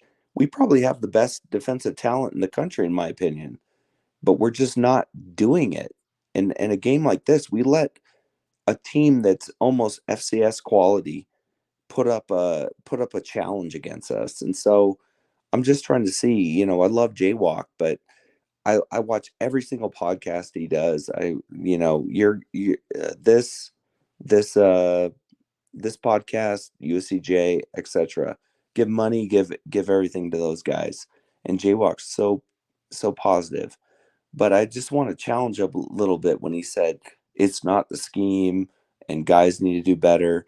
But if every single game you say it's not the scheme and these guys need to do better, we're getting pressure. We're doing all the things that we need to. But I've seen so many plays where we're 20 yards off the ball and we're letting a guy get a 20-yard first down, or we're letting a catch get in the end zone. So one quick question I want to ask you, Jeff, is this. Did you see a lot of guys just running just wide open in this game? You mean on ASU? For ASU, yeah. Like, were you seeing a lot of like busted coverages, guys not in their gaps? No, it wasn't so much on the pass this game, but we did have a ton of plays where you had 5 guys in the backfield and we let the door wide open, and Scattaboo got huge runs. That guy should not have been able to do what he did. And and here's the other thing. One more thing. I want to give props to SC, because people go, "Oh my God, this game is horrible." But ASU, I want to admit, is one of the hardest. They have one of the best, best marks for broken tackles. They have guys that can ball out. And so I want to say that. I didn't want to say like, oh, our defense is trash. It's not. These guys are probably one of the hardest teams, despite their offensive issues, to tackle in FBS as far as in the run game. So I'm not denying that. So I'm not trying to like crap on our defense. I love our kids. They're amazing. So I don't think we have a tackling issue or anything like that in this. But I just saw so many plays where even though we got 5 guys in the backfield and we're about to make a sack, and we took it, we did the job in the second half, but especially in the first half, we got back there, we got over aggressive, and then it just left like a 20-yard open gap for guys to get out and get the first down. Yeah. No, I get you. You're making great points. I mean, Jeff, you're making great points. Scattaboo, I think it was on the Raina Troy show. I was listening to Raina Troy. They talked about Scattaboo and how many yards after contact and how many broken tackles you have. I'm pretty sure it was them. So going to the game, but I'm like, who's the Scattaboo guy? He should not. He's a hard-nosed runner. But again, we're going to face runners, and I've said this will be the 4th time. Really good. I'm scared of Estime. Estime is not only has that, but this guy has like NFL speed as well. So we need to figure it out. Guys have to just break down and make sound tackles and drive through your tackle. Yeah. We do need to do it. On the radio broadcast, they're talking about the fact we don't have those Ray Malugas and those Brian Cushings anymore. We don't have those gigantic 240-pound linebackers anymore. Matter of fact, that's the thing of the past. Most modern defenses don't have them anymore. So you're going to have guys like this. You're going to have guys like Estime, and they're going to have to figure it out. But we have calls for stack it up, Jeff. Other guys are 240. We have calls, but you made a lot of great points. I guess it's just going to be down to the coaching staff, right? We're going to, Odom's going to have to get these guys making whatever it's going to do. They have to make sure they're getting sucked in. You're not setting the edge for like the 4th week in a row. There are issues to be fixed, but they're correctable. Okay, we have the players, like you said. We know what the issues are. I'm sure the coaches are talking to the players, and they just need to get sorted out. Yeah. I just have one more thing to say, and I'll let you guys go. I don't want to more of your time. Sure. But I just want to see a little bit on the offense.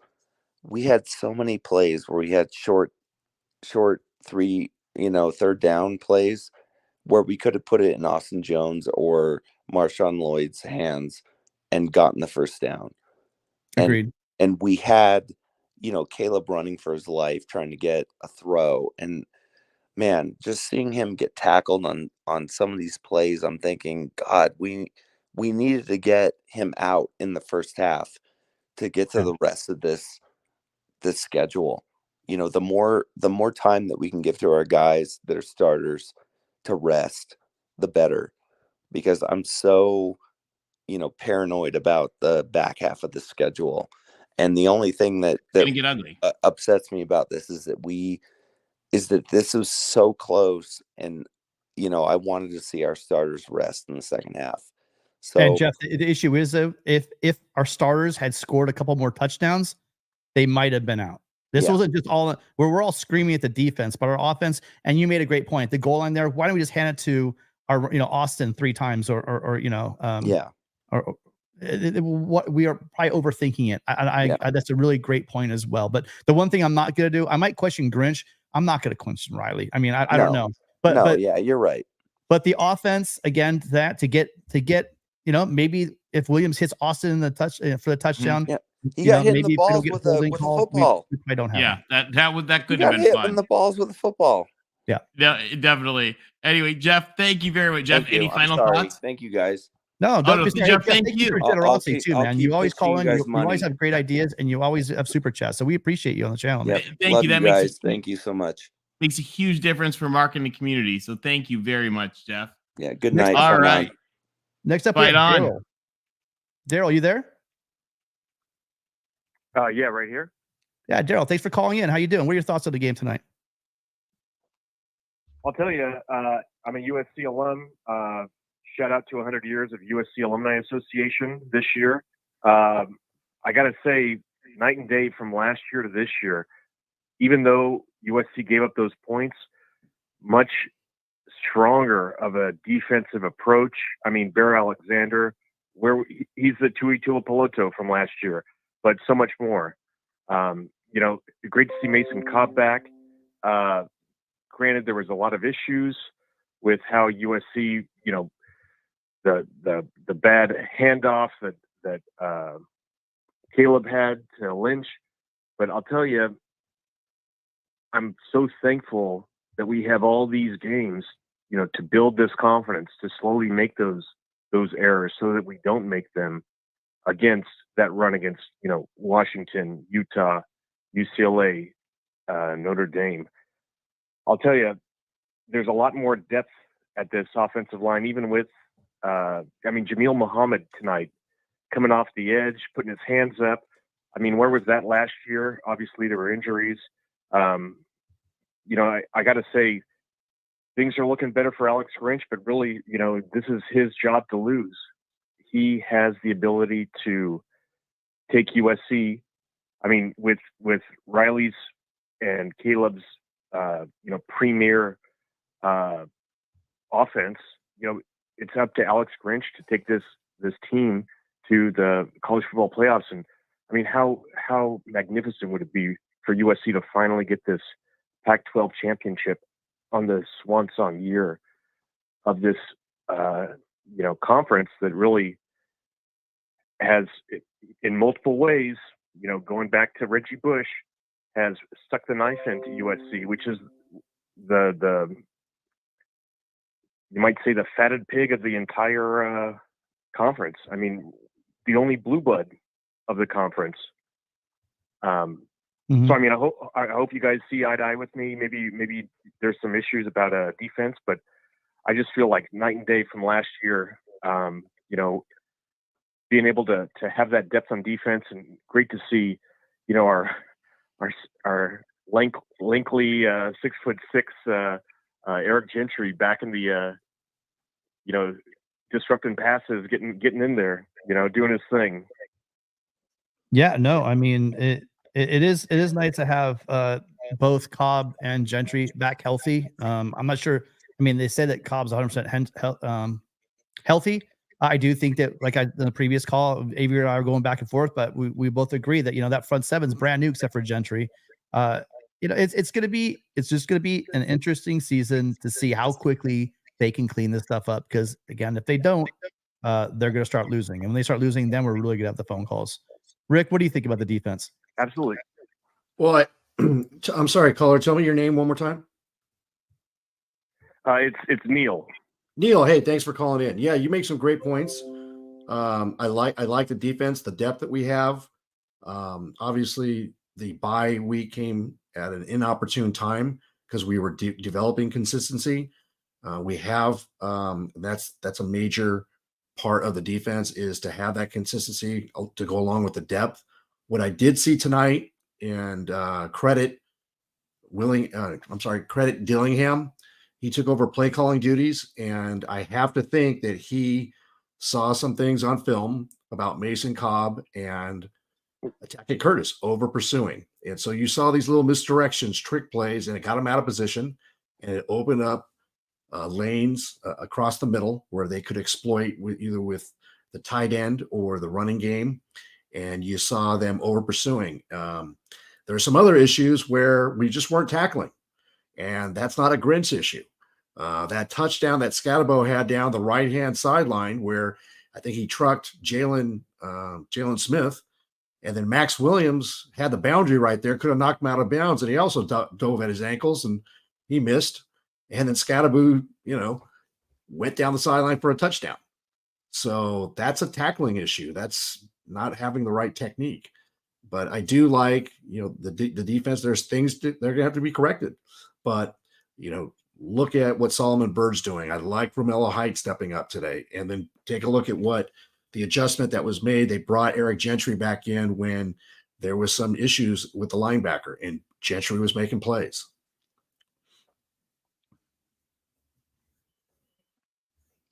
Anything else? Yeah, and if I could just jump on the end of that, LBC Trojan, that Tackett Curtis, I mean, as a freshman, I mean, this is going back to Pete Carroll ages. I used to do work study for the equipment department back when in 2004, 2005, and I'll tell you, to see a guy like Tackett Curtis, it brings me back to those glory days, because USC was not recruiting those types of linebackers, underneath the Clay Helton eras, the Lane Kiffin, Sarkisian, etc.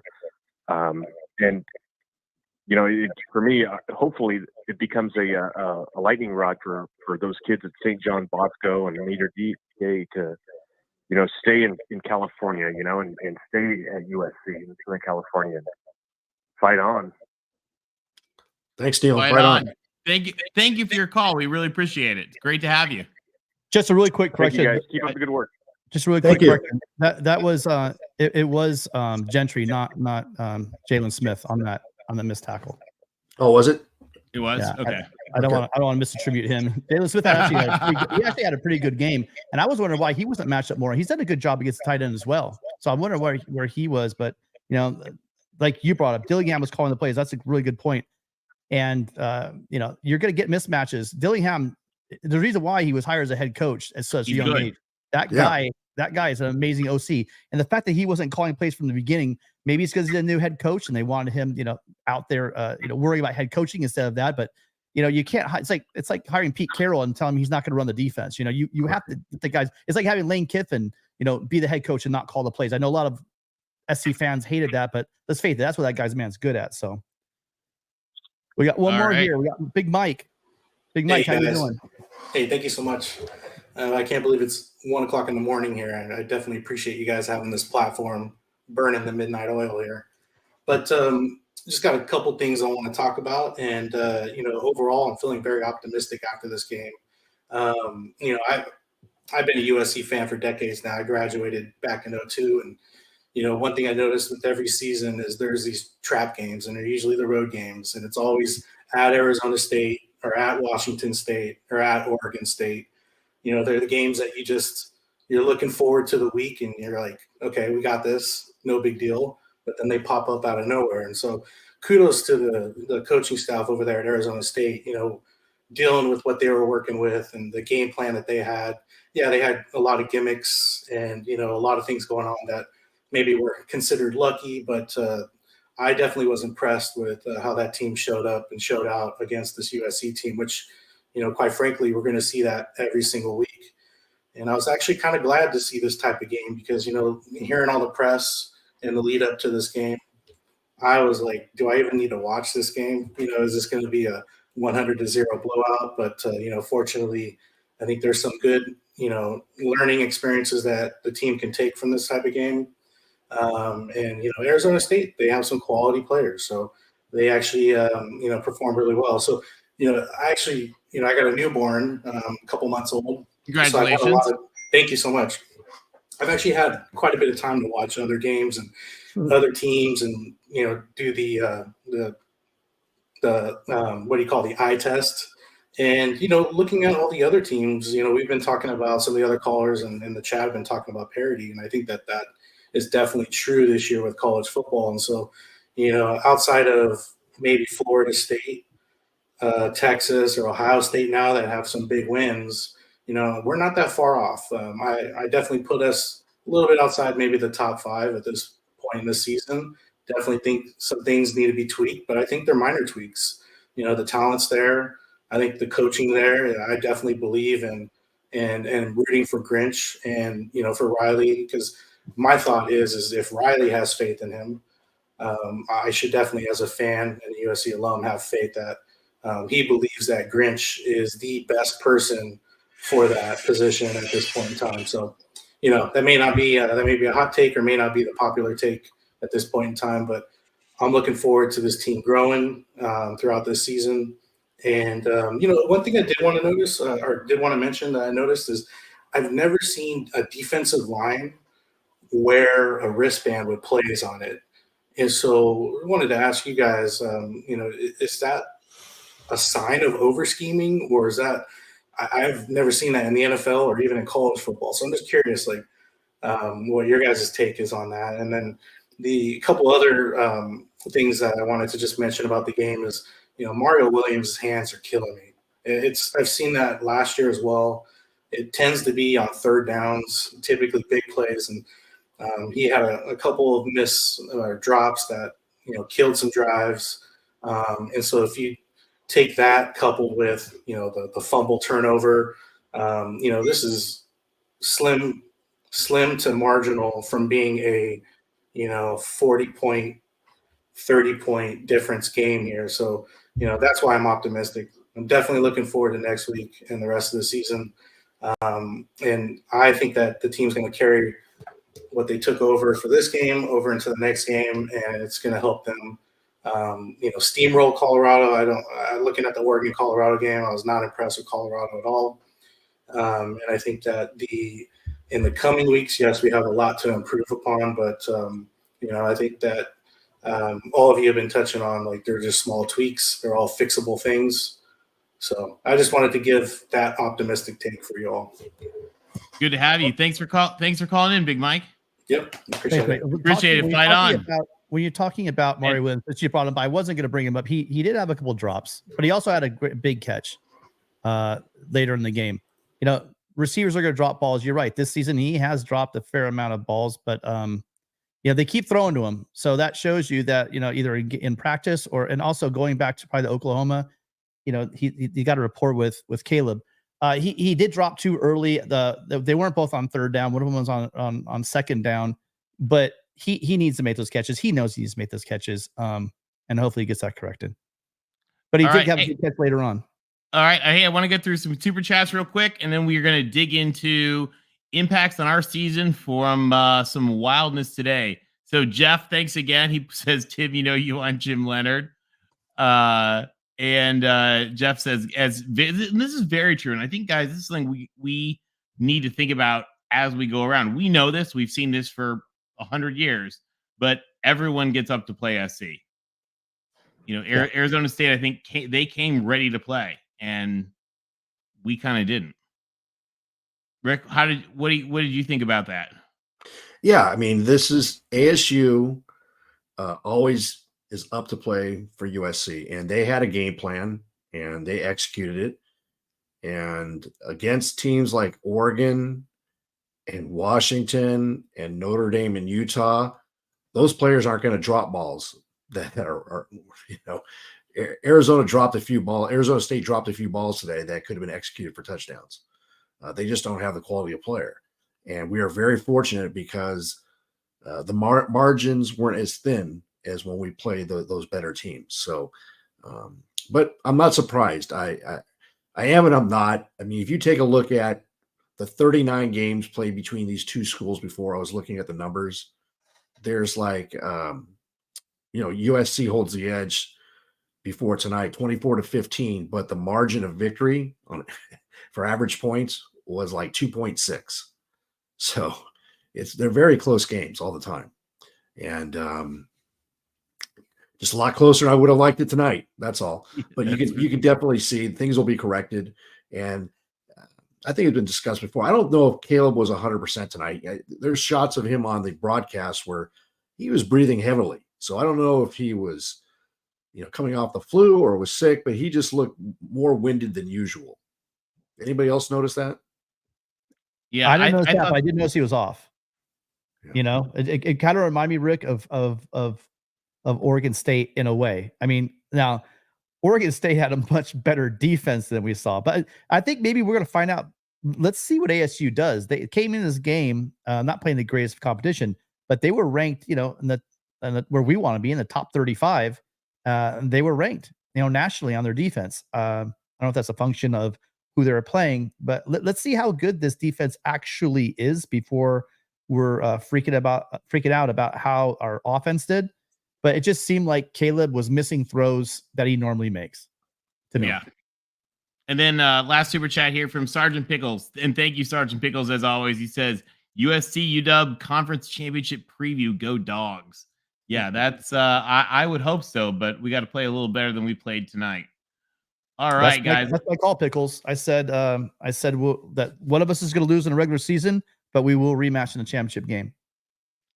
Let's take a look now. So we had some big impacts, guys, today. Looking at the rest of our schedule, and we don't have to spend a lot of time on them because we're already over our goal time anyway. But this UCLA Utah game, we saw tremendous defense from Utah, and they beat UCLA even without a lot of their key players. What do you think this bodes for our rivals and Utah, who we need some revenge on? This is not good because Kyle Whittingham, that was a defensive master plan by Scaly, I believe is his name, the DC. They had 7 sacks, a pick 6. And that last drive that UCLA had, I think they sacked him 3 times on that drive alone. So they're not afraid of USC.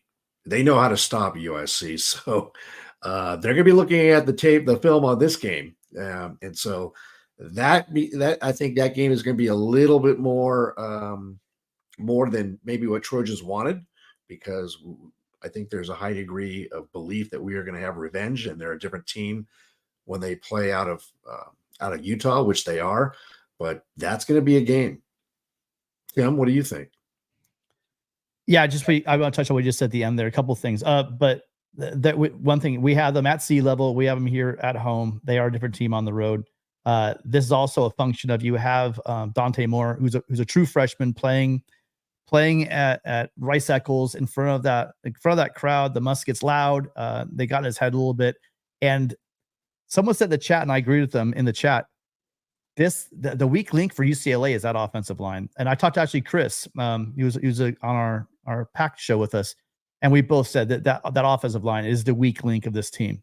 And I was actually surprised with UCLA's defense as well against Utah. Granted, there's no rising in this game, but he threw that pick 6. That guy that had alligator arms. Otherwise, they would have had a touchdown there. UCLA really shot themselves in the foot. They played poorly at quarterback at times.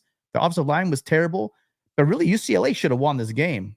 If you go back and see all the missed opportunities they had, again, the pick 6, take away the pick 6, and Utah scored 7 points. So they'll be a different team with rising.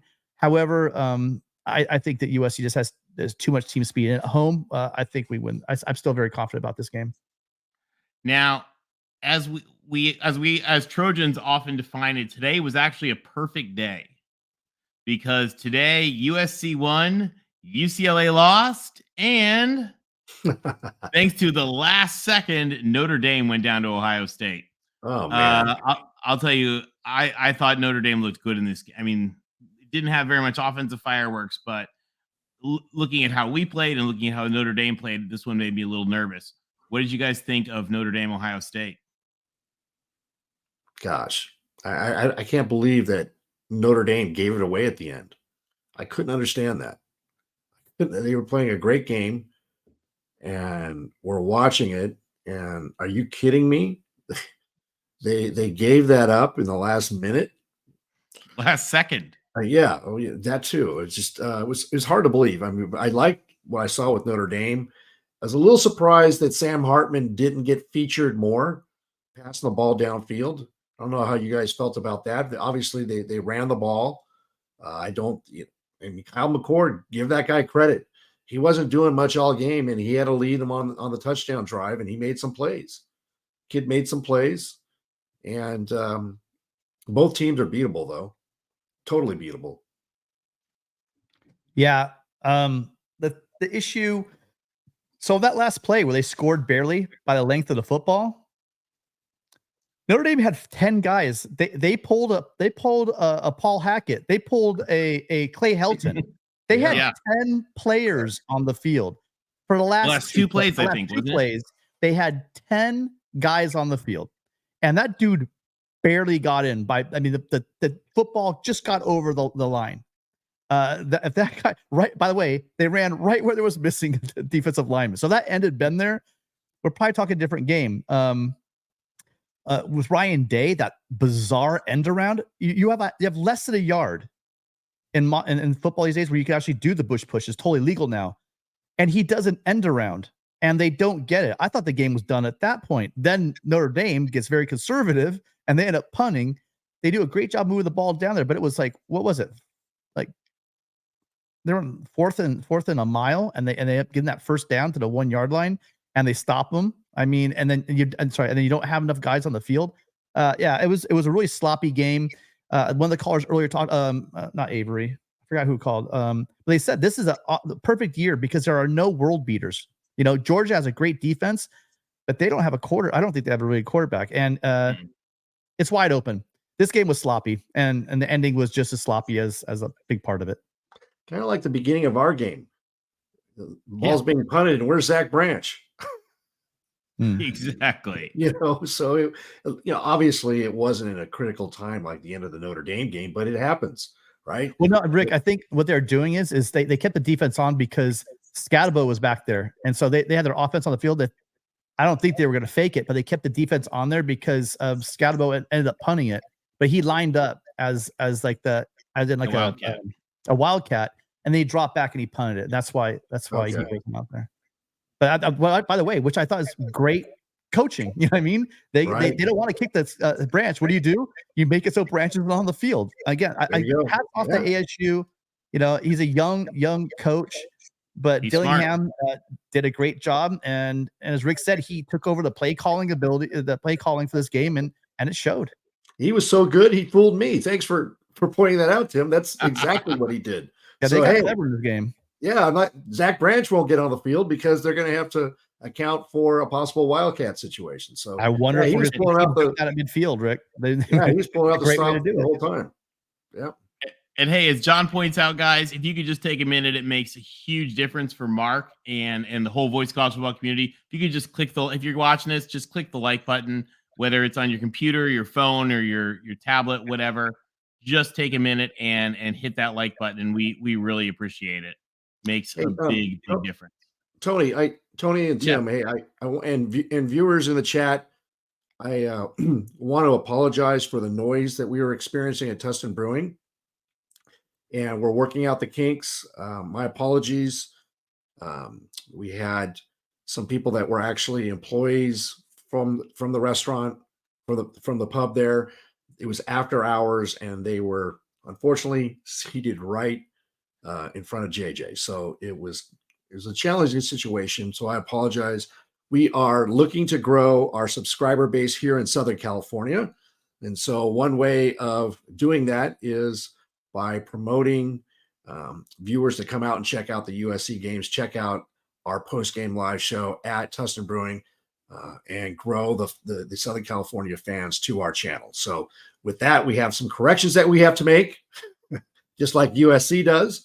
But we'll work through those and provide a better situation next time where we know what we need to correct. And thank you for kind of braving through that. I know it was a little challenging to hear Jaywalk, but my apologies. Well, but how awesome that was to have him. That was so insightful and such great info. We were really blessed to have that. And it was Logan Dowell. He was the one that brought up the O line. Logan, you're right. They're weak as Charmin. So I can't wait to see that one. And yeah, by the way, Rick. Yeah. Jaywalk, as you already know this, but Jaywalk was just amazing. He broke down for the guys that were having a little bit of difficulty out there with the defense, explaining literally like only a person who played this game at the highest level could say, "Hey, man, guys were in position. They just got to make plays." So, no, I heard him. I was actually sitting right next to him. I had moved across the restaurant, and when I was still on camera, but then I got off because it was just too much noise. Didn't want to have twice the noise situation.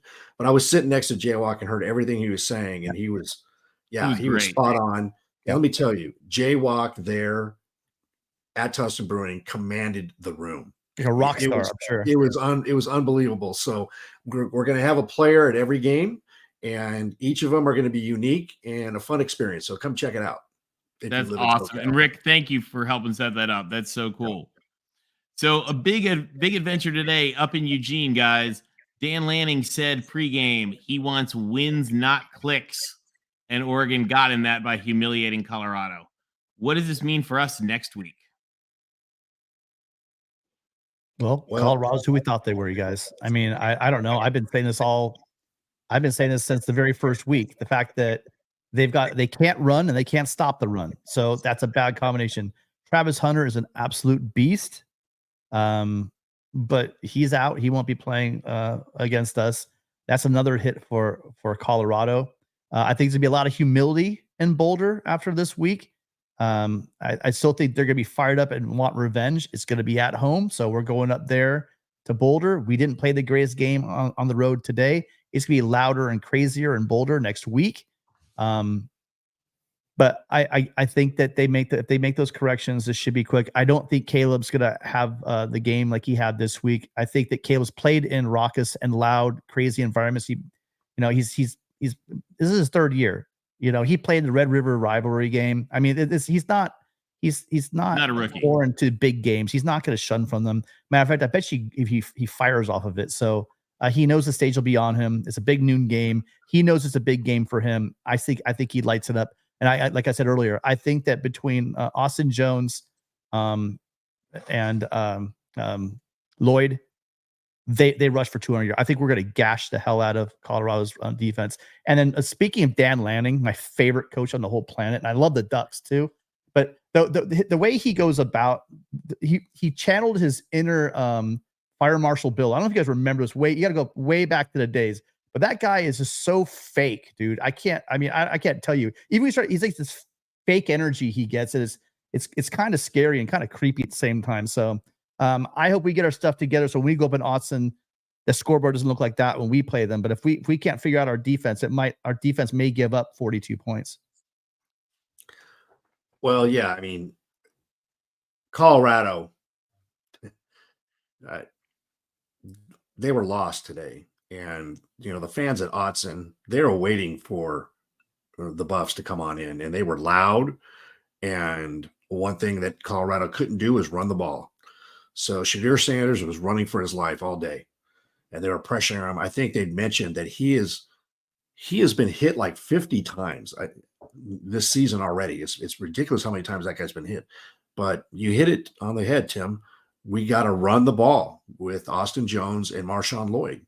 And we better run the ball because they can't stop it. And I understand that, Caleb Williams, it's going to be him and Shadir Sanders, although Shadir Sanders no longer in the Heisman race, in my opinion. But we have to run the ball and limit the time that Colorado has the ball. And then we need a playoff of running the ball, and that'll open up Caleb's passing game. But we have to be committed to the run for 4 quarters and just wear them out because they're not going to be able to stop our running game at all. Good point. Marshawn Lloyd rushed for 154 yards, you guys. Yeah, exactly. It was good. And I think this defense, I mean, I'm not saying that they're world beaters, but this is not a horrible offense that we gave 28 points up to. Yeah. But it's not a horrible defense. And we put up over 500 yards, 535. and we rushed for over 200 yards. So there you go. I think we torched them on the ground, Rick. Yeah. It'll be fun. All right. Another one, the two-pack championship, as some folks like to call it today. Oregon State and Washington State battled it out. Guys, I thought the Cougs would not come out on top of this, and they were dominating for parts of the game. Rick is the only one out of the four of us, I think. Chris picked Oregon State as well. Yeah. Rick, you picked the Cougs. I bit on the Cougar secondary. I'm sorry, on the Beaver secondary. I was watching them play scrub teams, and I give them too much credit. At the beginning of the year, if you remember, I was saying they have their defense is suspect, etc. But Cam Ward has one of the prettiest quick release throws I've seen in quite a while. That guy was slinging it, but he gets it out fast, tight spirals. You didn't see any of the hesitation you saw last year from him. He could throw on the move just like Caleb does, and just throwing darts. He was on it in this game. He didn't make. He had like 2 throws that were like, questionable that he shouldn't have made, but he threw the ball a lot. Overall, Cam Ward is absolutely a star. The receivers are making one-arm catches because they're getting the other arm held back and scoring touchdowns. It was just an amazing performance from the Cougs. I was a bit surprised though with Oregon State running the ball. I think they needed to run the ball more. And DJ kind of regressed in this game as well. He had a couple throws that he missed, he could have made. But like I said, the Cougs did it. So good job, Cougs. You didn't Coug it this time. Cougs didn't Coug it. Like I said, don't sleep on Cam Ward. His final numbers: 28 of 34, 404 yards, 4 TDs, and that was against Oregon State's secondary. So he was up for this game. And Josh Kelly, my God, Josh Kelly was just the yards after catch. That guy's phenomenal. That spin one, that was amazing. He spun out 3 guys. 360 move, and he spun and he got to the end zone. I'll tell you what, though, they got out to a 14-0 lead, and they put the game on DJU to lead them back. And they almost did. They almost came back and made it a game at the end. But Cam Ward was the difference today. And he didn't have a great year last year. It was so, but you can tell like the first 3 games and now this one, he is dialed in. So he is going to be, you're going to have to deal with Cam Ward all year because he's feeling it. Yeah. He's going to be a tough out. I agree with you. I think that this conference is deep, I hope Oregon State stays in. I hope Oregon State stays in the top 25 because it's not they played poorly. But I will say I was surprised by their offensive line. I thought their offensive line in this game would be more dominant. Hats off to the Cougs who've been playing. Chris was also saying, these Cougs aren't getting the respect they get on defense. They're playing great defense. That's a hallmark of Dickert. He's a defensive guy, and it's a bit of they're playing out of their minds. And I think maybe we were giving Oregon State just a little bit too. Well, we're definitely giving too much credit to their defense. And then their offensive line might be getting a little more than they probably deserve. All right, moving on. An interesting one, perhaps a little surprising. We thought Arizona's offense would be flying high, and they were not. Actually, took just a last-second late in the game score for Arizona to squeeze past Stanford. Stanford rebounded from their loss to Sac State. Any thoughts on? We're already done with Stanford, but real quick, any thoughts on Arizona? Literally did not watch one snap. There are way too many games on today. And I was not going to, I had multiple games on. This was not one that made this. Not one of them. 3 screens with about 5 games, and this one did not make one snap. All right, we'll move on then. But I'll tell you, I thought from USC standpoint, if Stanford could hold Arizona to 21, it certainly relieves a lot of my concerns. I think Delora got hurt late in the game, but their backup quarterback actually led them to the go-ahead score. So kind of surprising for Arizona. And then the behemoth that is the Dogs, Washington and we were, of course, our game was at the same time, so I'm sure you guys weren't paying as much attention to this one, but Washington just absolutely stuck it to Cal tonight. Yeah, I saw the score at halftime. I think it was 45 points to 45 to 12. And Jaywalk goes, wow, that game's over already? I said, no, that's the halftime score. And we were laughing like, oh my God, what were we were what was our score at halftime? 21-10 or 21-13? I don't know what it was, but it was not whatever it was. It was yeah, not enough to too much. We're like, oh my God, 45. So hey, I didn't see the game, but it looks like Michael Penix had a game, and they're a tough team. They're outstanding, and don't be surprised, Trojans, if they jump us in the polls, which they probably should, because they have more quality wins at this point than we do. Yeah, I think it's safe to say that the Irish and like you said, I think the Huskies they look great on offense today. They didn't sputter at all. I mean, well, I agree with you. They're going to move up. I think that Cal played them tough to begin with, but it's kind of like a boxing match. Washington kind of like felt them out a little bit, and then that was it. Then they ran away with the game. Yeah. All right. Well, gang, we are way over our original time, but we certainly had a game that inspired lots of passion from everybody in the chat tonight, and certainly an amazing group of callers, and we appreciate everybody from calling.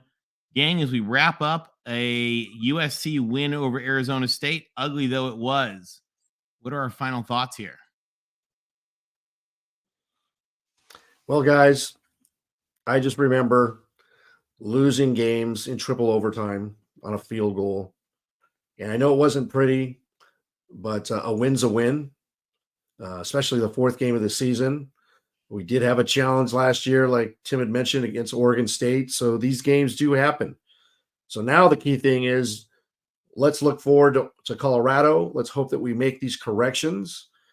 And this was actually a good thing because I think everybody's attention is there. It's going to be a heck of a week in practice. And now we have the chance for a national stage to go to Colorado and give them their second loss and move on. So God willing, we'll be 5-0 next Saturday. It'll be an early morning, but should be a fun time. Yeah, I echo those sentiments. You have to look at the fact we walked away with the victory. There's some things clearly have to be cleaned up on defense. It was a sluggish and a lot of dumb penalties. The offense looked disjointed at times, and they were shooting themselves in the foot. We're lucky the way the schedule set up. I mean, everyone said that it was such a horrible schedule, but we're really lucky that we're playing all these teams now, getting this stuff figured out on defense against teams that we could still walk away with a comfortable 42-28 victory. Where statistically, again, you wake up in the morning, you didn't watch that game. If you look at the box score, you're like, all right, well, they scored a little more than we thought, but it's not a bad game. Last year, Georgia struggled against Missouri. This year, a bunch of teams, good, top 10 teams have struggled against lesser competition, had bad halves.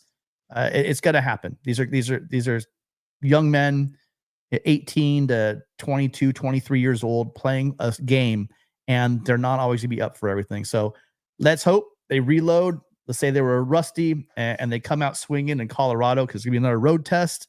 But the real tests are coming up soon. I do hope they can sort out what's going on defense. Yeah, and I'll tell you guys, as I watched this one, it was certainly ugly. It was not what we wanted. But I thought about all of those wild late night games in the desert that we've had over the past 45 years of playing ASU. And as we go to the Big Ten, I can't imagine that we're going to want to go to Tempe in the future, given our Big Ten travel schedule. So this may be the last time for the foreseeable future that we play a late night game in the desert. Yeah. And while I hated what it was, it in some ways I think it gave us just one last head shake to sort of in tribute almost to all of the crazy, all the wild comebacks, the last second nutso things that have happened, the bad plays. It's a place where wild things happen, and they happen to us tonight. So I hope that we can seize on that we have a good week of practice, and then we go absolutely stick it to Colorado. So to those of you guys who've been with us tonight, thank you for joining us. Special thank you to Rick and John Walker for getting everything set up at Tustin Brewing. That was awesome. Of course, as always, Tim. And to you guys in the chat, thank you for spending time with us tonight. Thank you for chiming in your thoughts. We hope that we've talked a few of you off the ledge from the craziness, and that we go and absolutely stick it to Colorado and Boulder next week. And Everybody Jeff have a- Rodriguez, if you're still out there, thank you. You had about 25 super chats. It was really nice to hear from you as well. And Tony, I'm looking at a bunch of people in the chat. There are people waiting for 2 hours in the middle of the night. So thank you guys so much for being here. Thank it you really guys. means a lot. We know you can Appreciate have lots it. of options, including sleep. So thank you for being here. All right, now everybody go get some sleep. Thanks, everybody. Have a wonderful night and fight on. Right on.